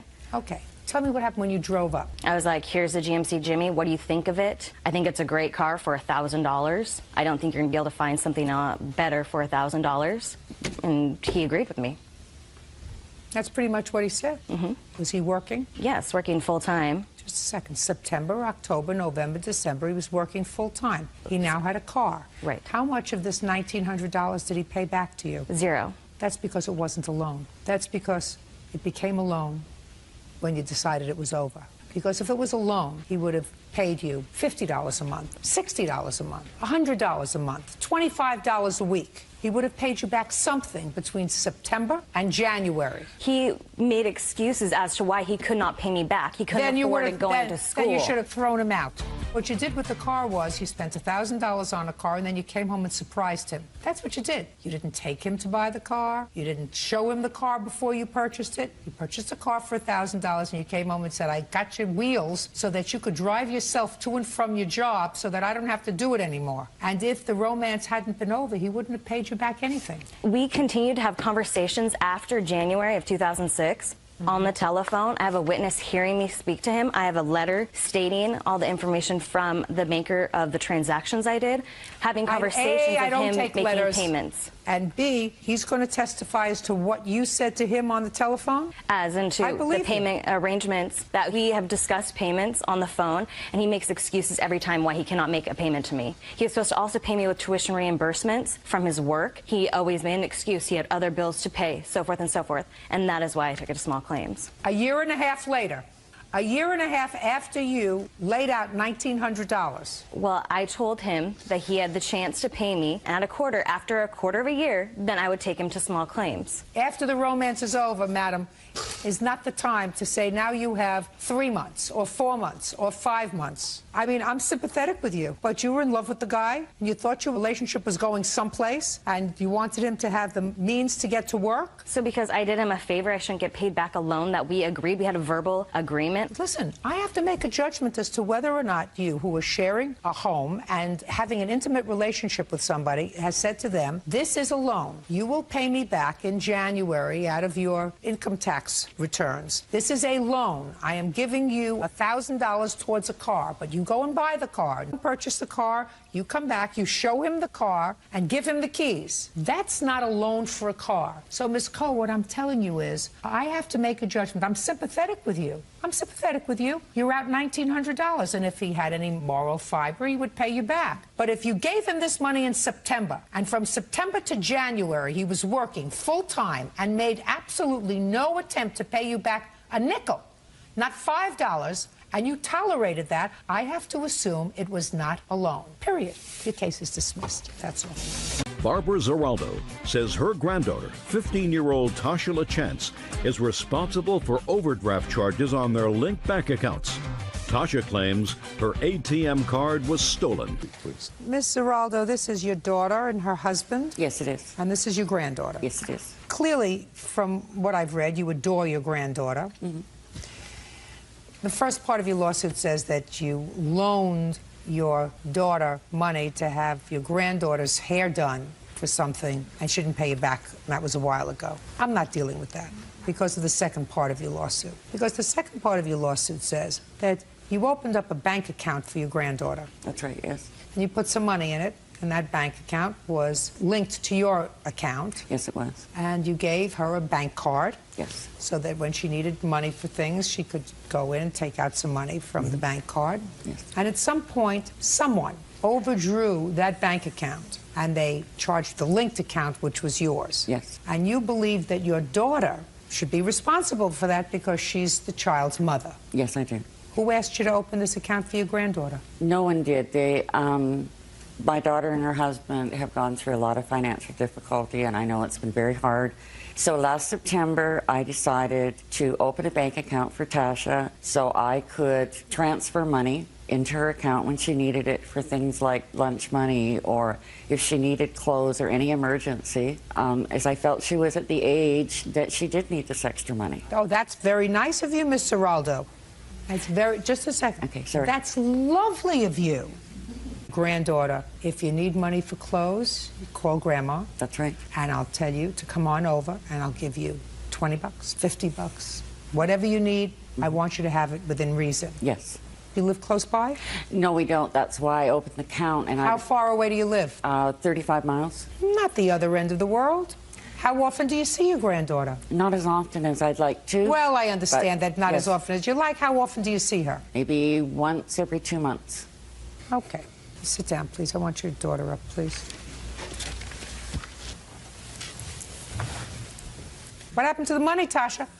Part of the thing that your grandmother is complaining about, my dear, is that she didn't receive a satisfactory explanation. See how red you're getting? It's going to be all over after today.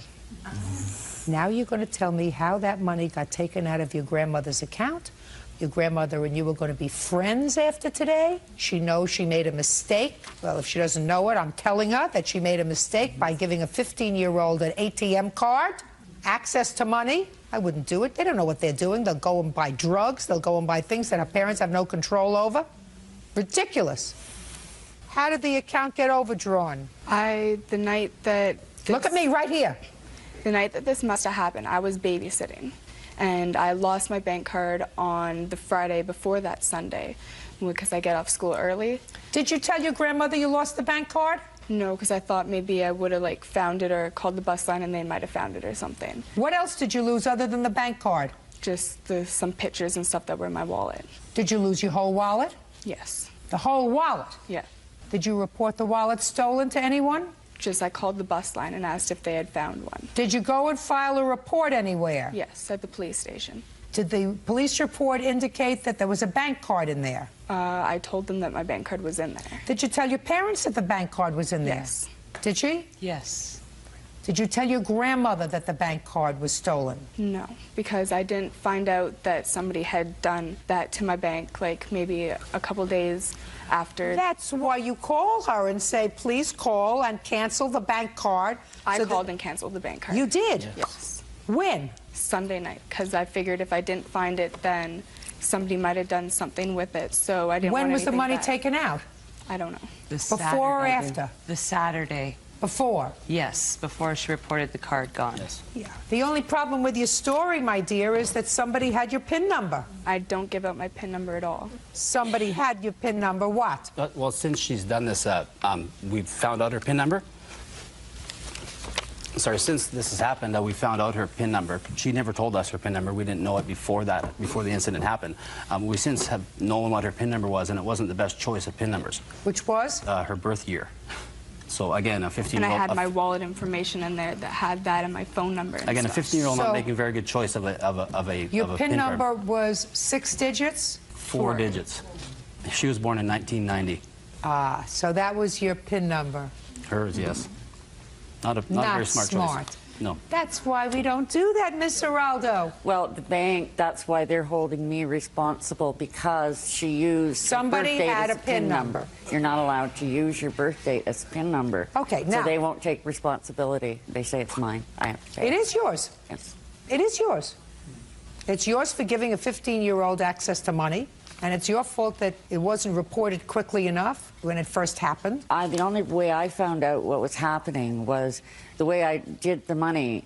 I would transfer it online for her, just $20 at a time. That's all she had access to. And I did it online. When I went online 2 days after this incident happened, I suddenly noticed $500 overdrawn. Mr. Geraldo, what you just said to me is ludicrous. If she only had access to $20 at a time, how come you were overdrawn $500? Because what happened was, whoever did this put an empty envelope with a note in it. The note said, excuse me, F you back, and put it in the bank machine, then withdrew the $500. Miss Geraldo. Yes. I have 11 grandchildren, and I guarantee you that I love each and every one of them as much as you love Tasha. Yes. I wouldn't think of giving them a credit card at 15. No. I wouldn't think of giving them a bank account with access to money, because when they're 15 years old, they're stupid. They don't make good choices. No, you're right, they don't. I'm telling you right now that your mother is not responsible for this. So if you think she is, you are mistaken. But she did tell me she would be responsible. She told me that she would pay me back. I don't care what she told you, madam. I'm telling you that this is a court, and you chose to open up a bank account for a minor, the most ridiculous thing I ever heard of. Ridiculous. But could I explain, Judge Judy, the circumstances surrounding it? You just told me. They were going through hard financial times. You wanted her to have some of the extras, and the best way for her to do that, you told me that. I listen. I absorb everything. And I'll tell you something else. If I ever opened up a bank account for one of my grandchildren, 15-year-old, and I did it between the two of us, my kids would be furious. But she didn't have access to my accounts, Judge Judy. There was no access to my accounts. Didn't have access to your account, No. but you're complaining about it. She overdrew that account and they took it out of your bank account. Well, because an empty envelope was deposited in the bank machine. Ms. Zeraldo, Yes. that's what happens when you entrust a 15-year-old who has friends, either her friends, or whatever. Right? Right? What up? Cookie? Yes.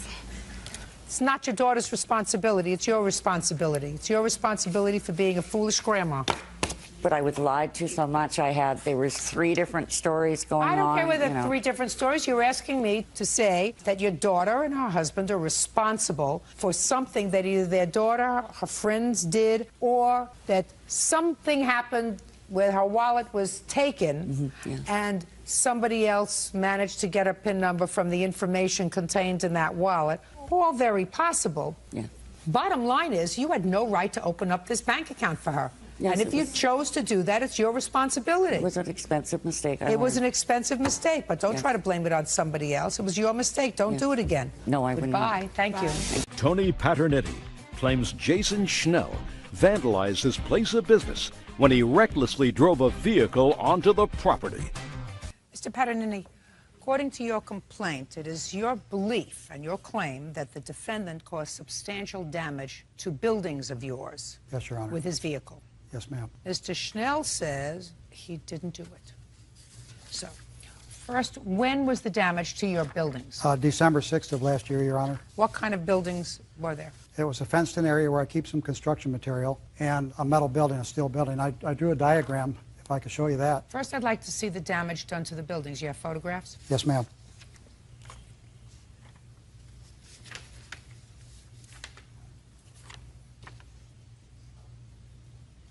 There wasn't a tornado in your area, was there?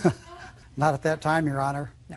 And when you left, you said it was December of '06. What date in December? December 6th. On the 5th, were you at the building? Yes, ma'am. Building's okay? It was fine when I left around 6 p.m. Fence was okay? Yes, everything was okay. No tornadoes that night. So now I see the damage.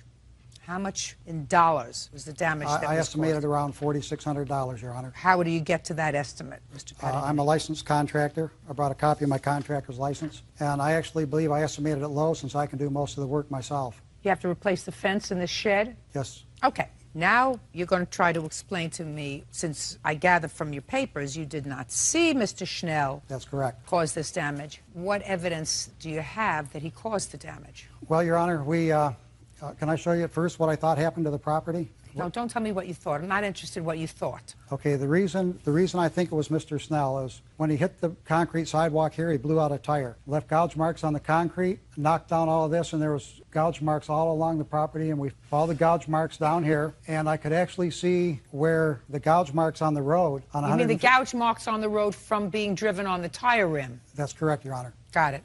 He turned up, I could see where they crossed the street and turned up 90th Avenue. At the time I was looking, a friend of mine and his son came down. It's hearsay.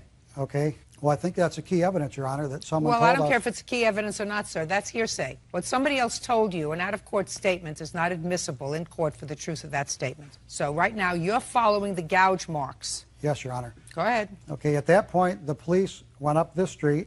I didn't go. You did not go with them? No, I didn't. They went past this house, down here where they found Mr. Schnell's vehicle. Just a second. Only if you have a police report that indicates that. I do have a police report, I'd like Your to Honor. take a look at that.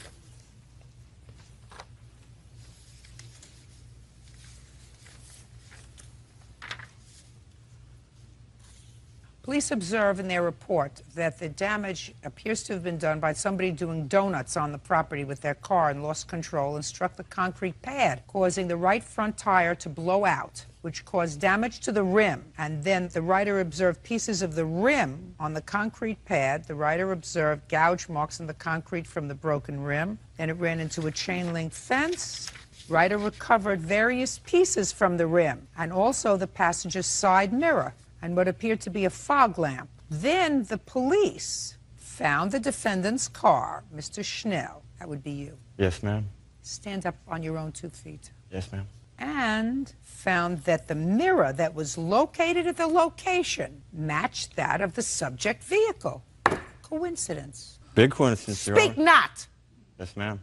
And the writer, that would be the police, also observed that pieces of the rim that were found at the incident location also matched that of the subject's vehicle. That would be you.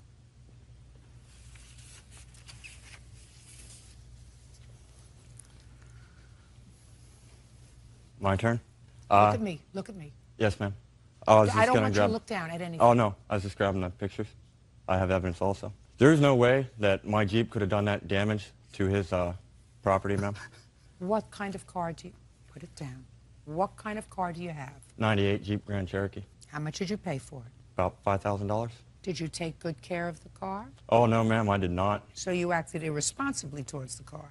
Oh, I did. Where did you Yes, get the $5,000 from to buy the car? Just, Don't look over there. Yes, ma'am. I just gotten off of deployment, ma'am, from Iraq, so I had a lot of money in the bank. Go ahead. Okay, well, about a day prior to the incident, ma'am, I had totaled my Jeep. I was driving along the road. I was speeding like... Just a second. Yes, ma'am. Day before, Yes, ma'am. you totaled the car. Yes, ma'am. Tell me how you did that. My tire... Look at me. Yes, ma'am. My tire blew out, and I went Which tire? My right front tire, ma'am.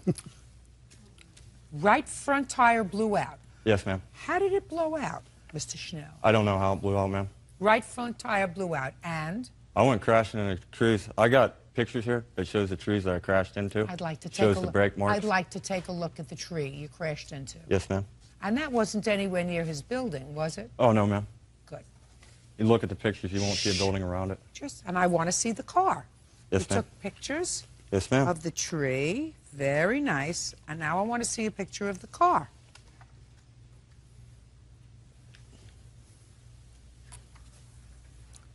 Totaled undrivable? Oh, yes, ma'am. It was completely undrivable. Completely. Yes, ma'am. Well, it would start, ma'am, but...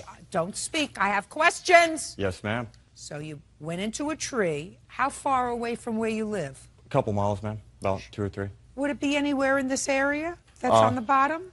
I can show you on the map, ma'am. Sure. It would be out this way if the map extended further. Okay, good. So it would be all the way over there. Yes, ma'am. And how did the car get back to your house? I rode it home on the rim, ma'am. I thought you told me that it was not drivable, sir. It was... Listen to me. You just told me a moment ago, Mr. Schnell, Yes, ma'am. that the car was not drivable. Not safely drivable anyway, ma'am. Mr. Schnell, this is not going to go well for you, sir. For you to drive it home. Well, on the limped rim. home's more like it, ma'am. No. You either call the police. The No, way I that's what figured you it is do. if I called the police and I filled out an accident report and everything and go back to my insurance company, and most of those damages on there, I can just get the parts from a junkyard or something and fix it Now, cheaper one than of the deductible things would that be. was damaged on your car, sir, is a side view mirror that's missing. Yes, ma'am. I'm not Just a sec. I'm speaking. A side view. So far, does it look as if I need your help? I have some other pictures I want to show you, Your Honor. I'm not finished with him yet. So far we have a right front tire Yes, ma'am. that matches the right front tire at his place of business, and a side view mirror also found at his place of business, also missing from your car. Yes, ma'am. Coincidence. I'm I'm not- speaking. Coincidence. Either it's a coincidence or it's on purpose. It's coincidence, ma'am. Coincidence. Yes, ma'am. We also have a fog lamp Yes, ma'am. also missing from your car. I'm not No. disputing that my car was crashed, ma'am. Just answer my question. Yes, ma'am. Also missing. That the police found on his property. Yes, ma'am. Also, if you'll look at that picture, though, ma'am, did they find my bumper on his property? Just a second. Did they find anything let else me that was explain missing from the something car, to you, ma'am? sir. I don't answer your questions. Yes, ma'am. That is not my job. Yes, ma'am. At what rank did you leave the military? Lance Corporal, ma'am. What was a step above Lance Corporal? Corporal. Corporal. And above that, Sergeant. did you speak back to your sergeant? I did Not when if I you was right, wanted to ma'am. live, right? I did when I was right, ma'am. Well, maybe that's why you chose not to make the Army a career.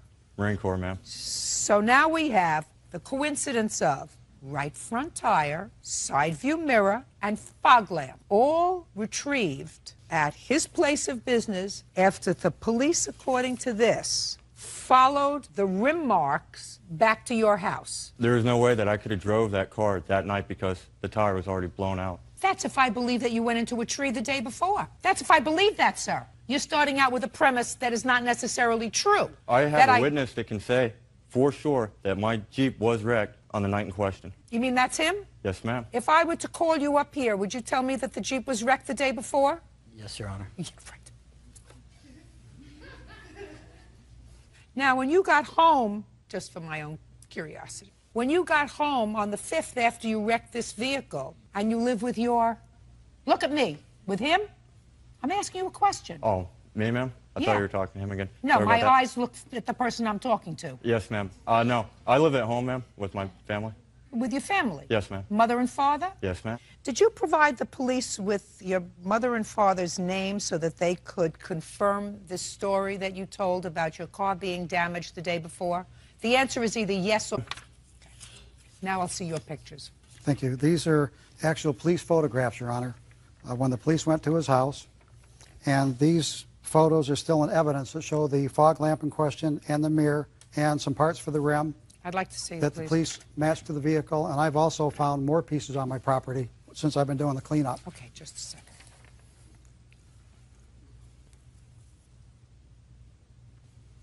So the mirror that was found, which is primarily what I'm looking at, the paint is the same color as his car. Yes, Your Honor. Well, let's see what else we have. So we have And you right can see- front tire, side view mirror, the same color as the side view mirror would have been from his car. Yes, Your Honor. All found on your property. Yes, Your Honor. What kind of work do you do now, Mr. Schnell? I'm unemployed, ma'am, How long have you been unemployed? since end of November. Why? Unemployment pays better than Walmart. So your parents just let you sort of hang around after you... When did you come out of the service? My EAS was November 26th. Of 06? Yes, ma'am. So you stayed home December, January, February. At this point, it's time for you to get into gear, right? Oh, yes, ma'am. First, you pay him the money that you owe him, $4,600. Judgment for the plaintiff, that's all.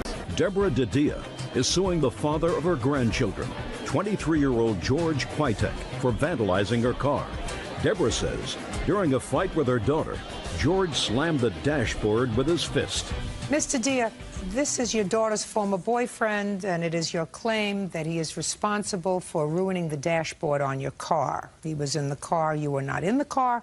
In the car was Mr. Kwitek and your daughter. Yes. He was the passenger. She was the driver. Is that right? Yes, sir. Yes, ma'am. Why don't you sit down? Daughter, stand up. We'll see if there's first any liability, and then if there is, we'll find out what the damages were. Jessica, how long were you and George a couple? 3 years. Now, this whole argument, I gather, in the... It was sometime in March. Give me a date. March 9th. Thank you, George. This argument started, Jessica, I gather from George, because you had used a cell phone and ran up a bill of almost $900. Is that right, George? Yes, ma'am. And your mother was paying that bill? No, I was. But it's your mother's... It was in my mother's name. It was Yes, in your ma'am. mother's name. So you were initially annoyed about the use I of was this... very upset, ma'am. Very upset. And I don't blame you. What kind of stupidity is that, to rack up a $900 phone bill?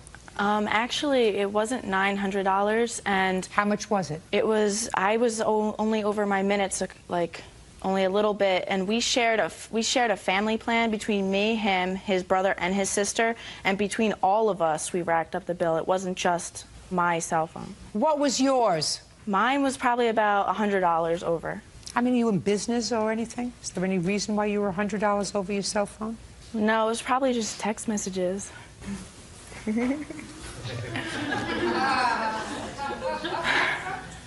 For 39 cents, you could send a letter. In any event, on March 9th, you had just gotten this bill. You were very annoyed. You were in the car with her. She was on the phone while driving. Is that right? Yes, ma'am. We had stopped to get... She was on the phone while she was driving? Yes, ma'am. Was she actually moving when she was on the phone? No, actually, we stopped at the gas station. She was on the phone, and then we started driving away, and that's when I told her to get off the phone. I was very rude about her getting off the phone, which is why we got into the argument. You were rude? Yes, you ma'am. said something like, get off the... effing phone, yes, ma'am. So you didn't think I was that hip? Hip, whatever it is. Whatever it is that I am. And she said to you... Don't talk to me like that. So what did you do, Jessica? Well, at the time, I was speaking to my mother on the phone. I was having an important conversation. About what? About my children. You have children? We have 2 kids together. How old are your children? One's 21 months and one's 9 months. How old are you? 19.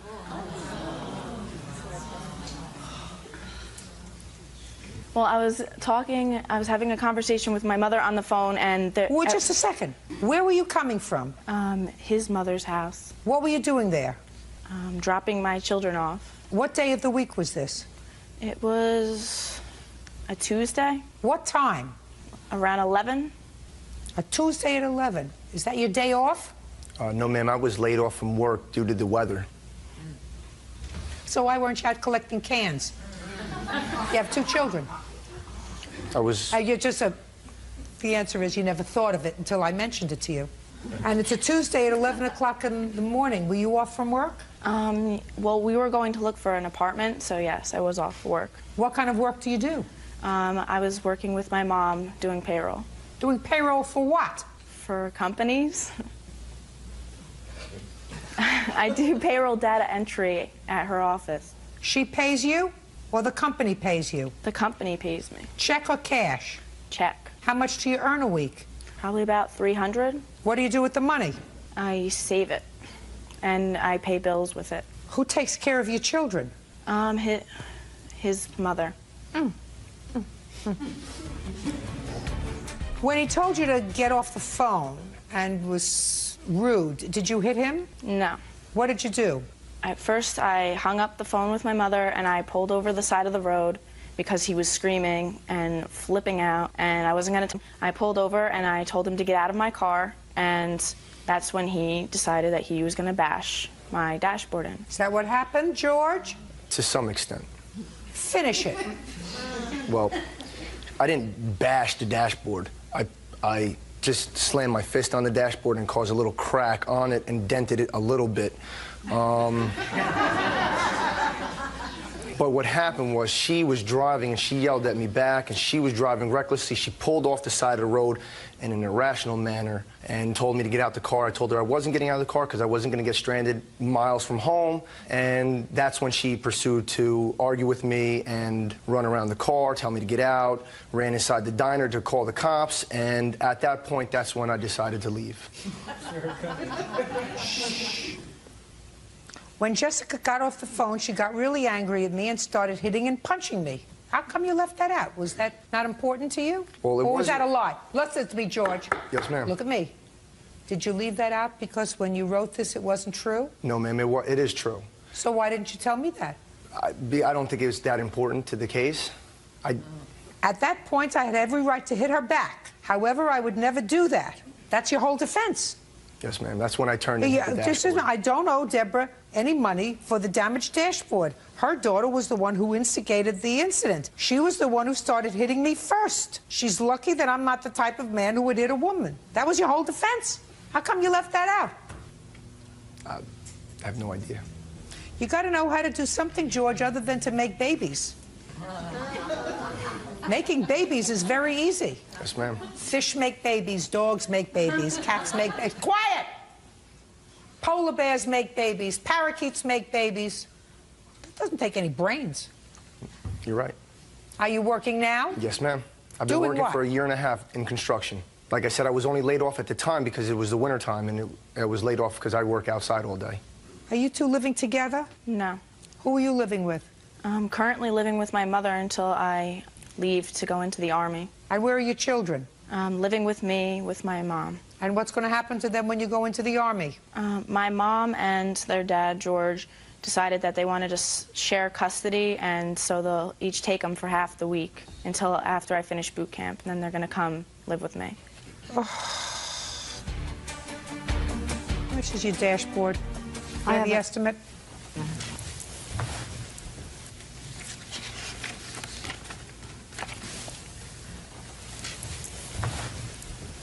You don't need any more babies, Jessica. You have enough children now for a very long time. Did your mother tell you that? Yes. Ditto. You have other children at home? Yes, Your Honor. How many? I have 3 still living at home. 3? How old are they? two 17-year-olds and a 12-year-old. How are you going to take care of these two babies when you have them? Well, we own our own business, and me and my husband are going to take turns taking care of them, working opposite shifts during the day, and the other days his mom will have them.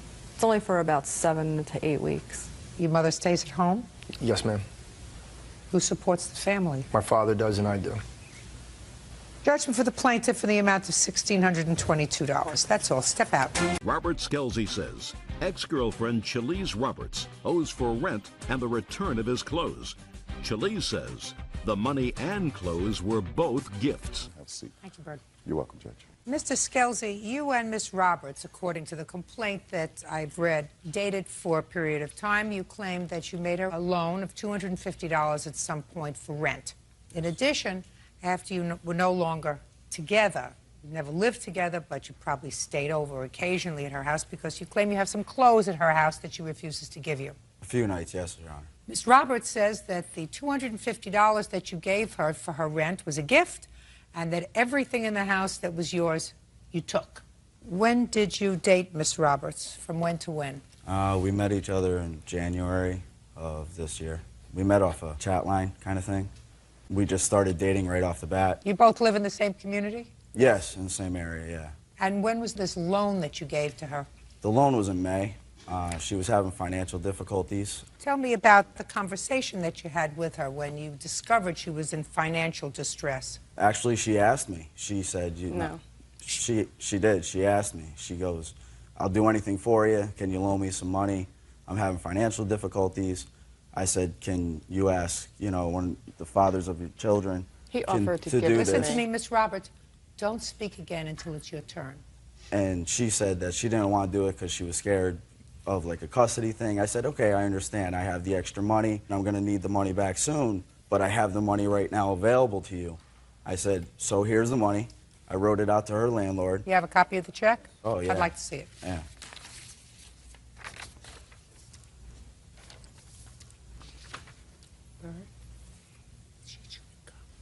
Chewing gum? Yes. You shouldn't do that.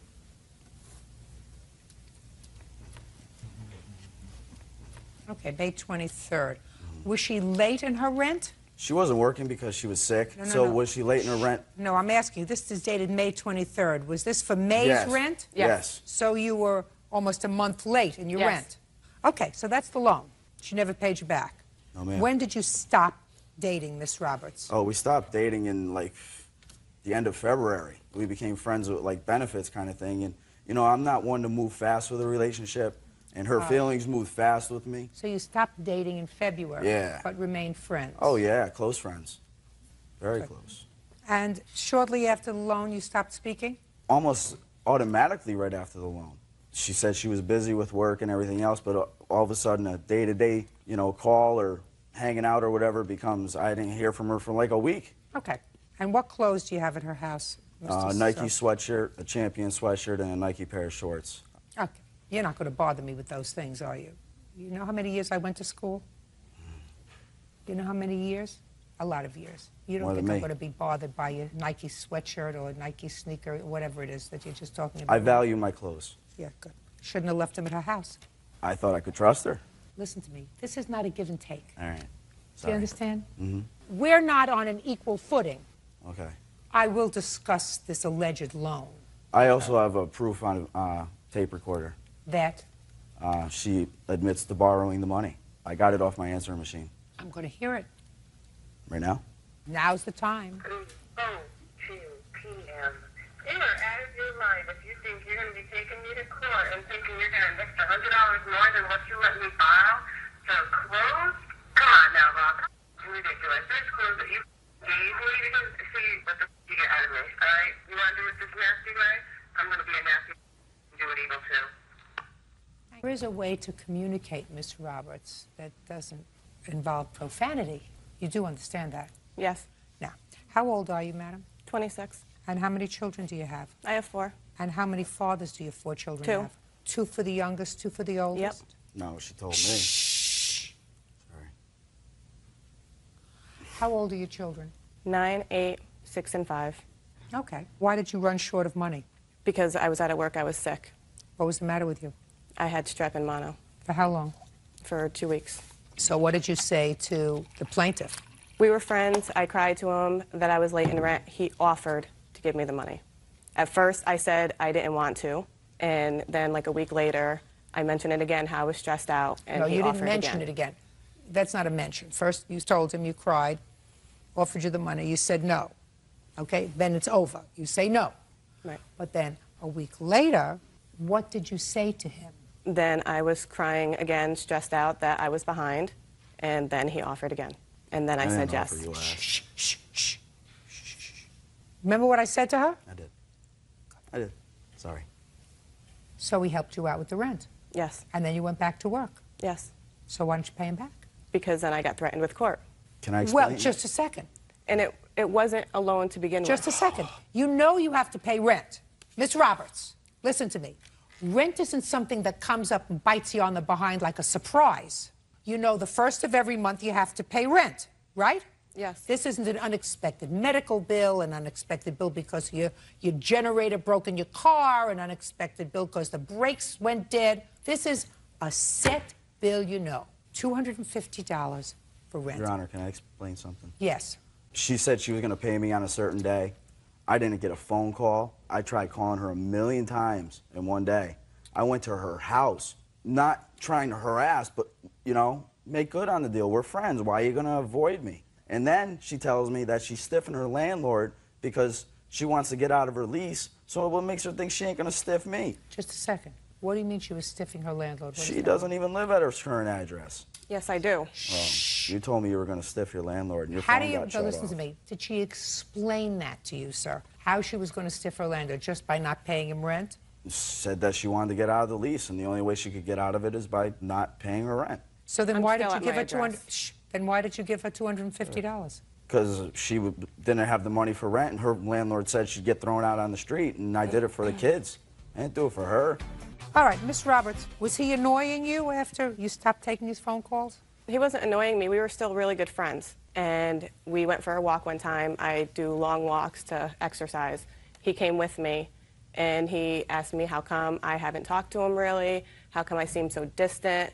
And I told him because I was kind of seeing someone else, and he got mad. Oh, that's a lie. Shh. Just I knew you were, though. Just Oh, you were dirty. listen to me. If you open your mouth again, I'm going to say goodbye. Do you understand? Yeah. Wow. Do you understand? Yes, ma'am. You got to understand, please. I'm sorry. Miss Roberts, I want you to pay very careful attention to me. My sense is that you've made a certain amount of mistakes in your life. I think based on your history that that's a fair statement. You have 4 children, only 2 of them live with you. You got yourself in a financial pickle to the extent that you couldn't pay rent at your age with 4 children. That suggests to me that you've made certain tactical errors in your life. No, I don't think so. Well, from a more mature perspective, I'm telling you that if you have a 9-year-old child and you're 26 years old, then you've made certain mistakes in your life. You have to wait until you grow up. You have to wait until you grow up to have children. Otherwise, you have 2 children who don't live with you. Now, That's not even what you don't want to do is make another mistake. Uncross your arms. I'm sorry. He can be a problem. I want you to take that from somebody who has been around people for a very long time in this circumstance, and I'm telling you that if pushed, he can be a problem. So what you have to do is you have to say, do I want another problem in my life? Do I want this man angry with me, lives close by, I have a new relationship? Do I want him to have any connection to me that I can avoid? If not, and the only thing that's holding us together is a $250 rent check and a Champion sweatshirt, I can either have peace or I can have grief. And if you're a mature 26-year-old, you say, $250? Price of peace? It's well worth it. Do you The only understand? payment he do you wanted back was sex Listen to me. for that money. Do you That's all. understand? So Do you understand what I'm saying to you? Does that make sense to you? For $250 and a Champion sweatshirt, I can have peace. Or I can have him annoyed with me, feel as if he's been used, feel as if he's been taken, feel as if he's been abused, feel as if he's been made a fool of. I did all the work there, too. So, Not ever again. do you understand what I mean? He can't control himself. Oh, I know. That's what you want? No. You're an idiot if that's what you want. So I'm going to help you along. Judgment for the plaintiff in the amount of $250. That's all. What is our excuse? Barry Smith says former friend Jeannie LaSalle damaged a Cadillac she was renting from him. Mr. Smith, the defendant was a friend of yours, and according to your complaint, you rented a car to her, a car that was registered and titled in your name, that you weren't using. You felt sorry for her, that she needed transportation. You told her she could rent it for $20 a day. It is your claim that she owes you for the rental, as well as some damage that she did to the car. Mr. LaSalle says she owes you nothing. How many cars do you rent out, Mr. Smith? Well, I've never rented out. The proposition was I wanted to sell it to her. It was her idea to rent it. And when did you have this conversation? This was March 22nd in the afternoon. It was like after 1 or 2 p.m. What kind of car is it? It's a 1987 Cadillac Eldorado Baritz. It's like the top-of-the-line model for that year. And Well, it's in good top-of-the-line, I was a top-of-the-line model in my year too, sir, but this car is now 20 years old. It's in good running order. It's in good shape. I only had like 92,000 miles on it. I'm in good shape too, but I I'm can still tell. what I am. You know what I'm talking about? I can tell. 20-year-old car is a 20-year-old car. 20-year-old car by like 2 owners. It's I'm in not good telling shape. you how old I am, and I've only had 2 owners. That still doesn't change anything. You understand? I understand. What? What? I'm supposed to say here. Mr. Smith, I'm not saying anything bad about your car. I'm just saying it's an old car, sir. It's an old car. It's not an antique. It's just an old car. But it's a Cadillac. That's Me different. too.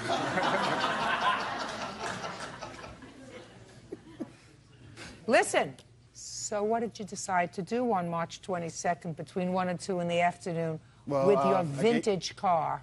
I gave defendant my phone number. She said she called me back, talk it over with her friend.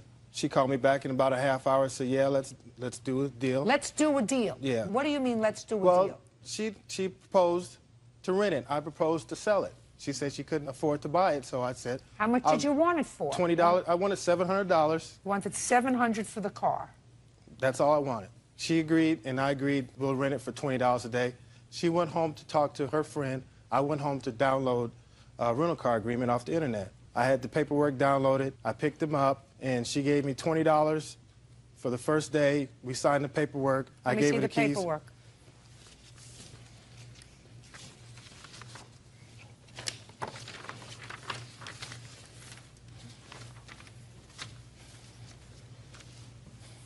So you just wanted the car for a week, madam? No, ma'am. Did you sign this agreement? Yeah, when I met Barry on the 22nd, he told me he had cars for rental, 3 cars. I told him I had to talk to my girlfriend and that I would call him back. I did that. We went to go look at the cars. I rented 1 car. It says here that you're renting this car, and it says what car it is, from March 22nd to March 29th. He did all the receipts. I also have those. But I wanted to purchase the car. It wasn't rental. And I started renting because I was not working at the time. All I asked you was, you were supposed to return this vehicle on March 30th. That's what you signed. That's your name. Yeah, I signed that. Did you return the car on March 30th? No, I did not. Why not? Because I made more payments towards the car. I was buying the car from him. Did you have a subsequent agreement? No. We kept doing the rental contracts. But I would pay him more than going towards the purchase of the car. Show me. First of all, how long did you keep the car? Until April 14th. You kept it for an additional 2 weeks. Okay. Go ahead, sir. That's not correct, Your Honor. She took 2 rental agreements out. She didn't bring the car back. I had to go to her to get the payments and check on the car because she had moved like 15 miles from me. It began like, she was paying me like 3 days in a row. She paid me. At the beginning of the first contract, she paid me the $20. How many days did she keep the car, sir? She had the car like 22 days. From the 22nd of March to the... 14th of April. Right. 22 days. And let's do this so that I don't make a mistake. 22 times 20 equals $440. So that's what she should have paid you. That's correct. And that's what you would like, correct? Yes, ma'am. How much did you pay him? I paid him more than the receipts that he has given. How much do you claim that you paid him? Can my witness come up? No! How much do you claim that you paid him? Almost $600 for the car. That was supposed to be bought for $700. Almost $600. Almost $600. Good. And how many receipts do you have, and how much do they total? $420. Let me see them, please.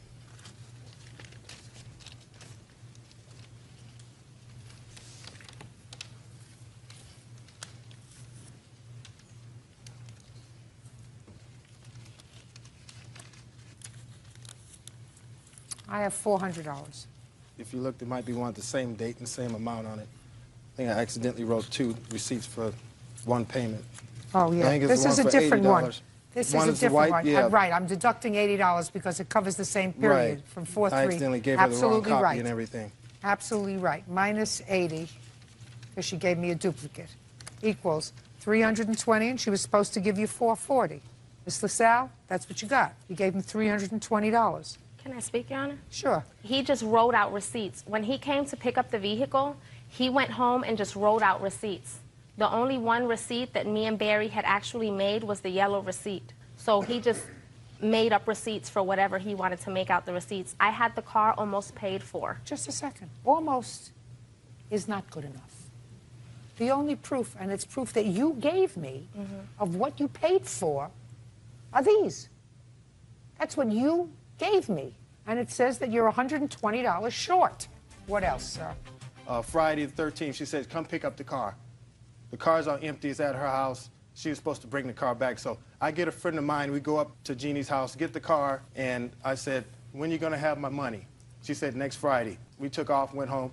I called her the following Friday. She's not going to pay me my money. I'm not going to get any money. So I gave her another week, the 27th, which is the day I filed the lawsuit. Jeannie, am I going to get my money? You ain't getting nothing. Do what you got to do. And that's when I went to the courthouse. The night while I was driving it back, like I said, it's 15 miles.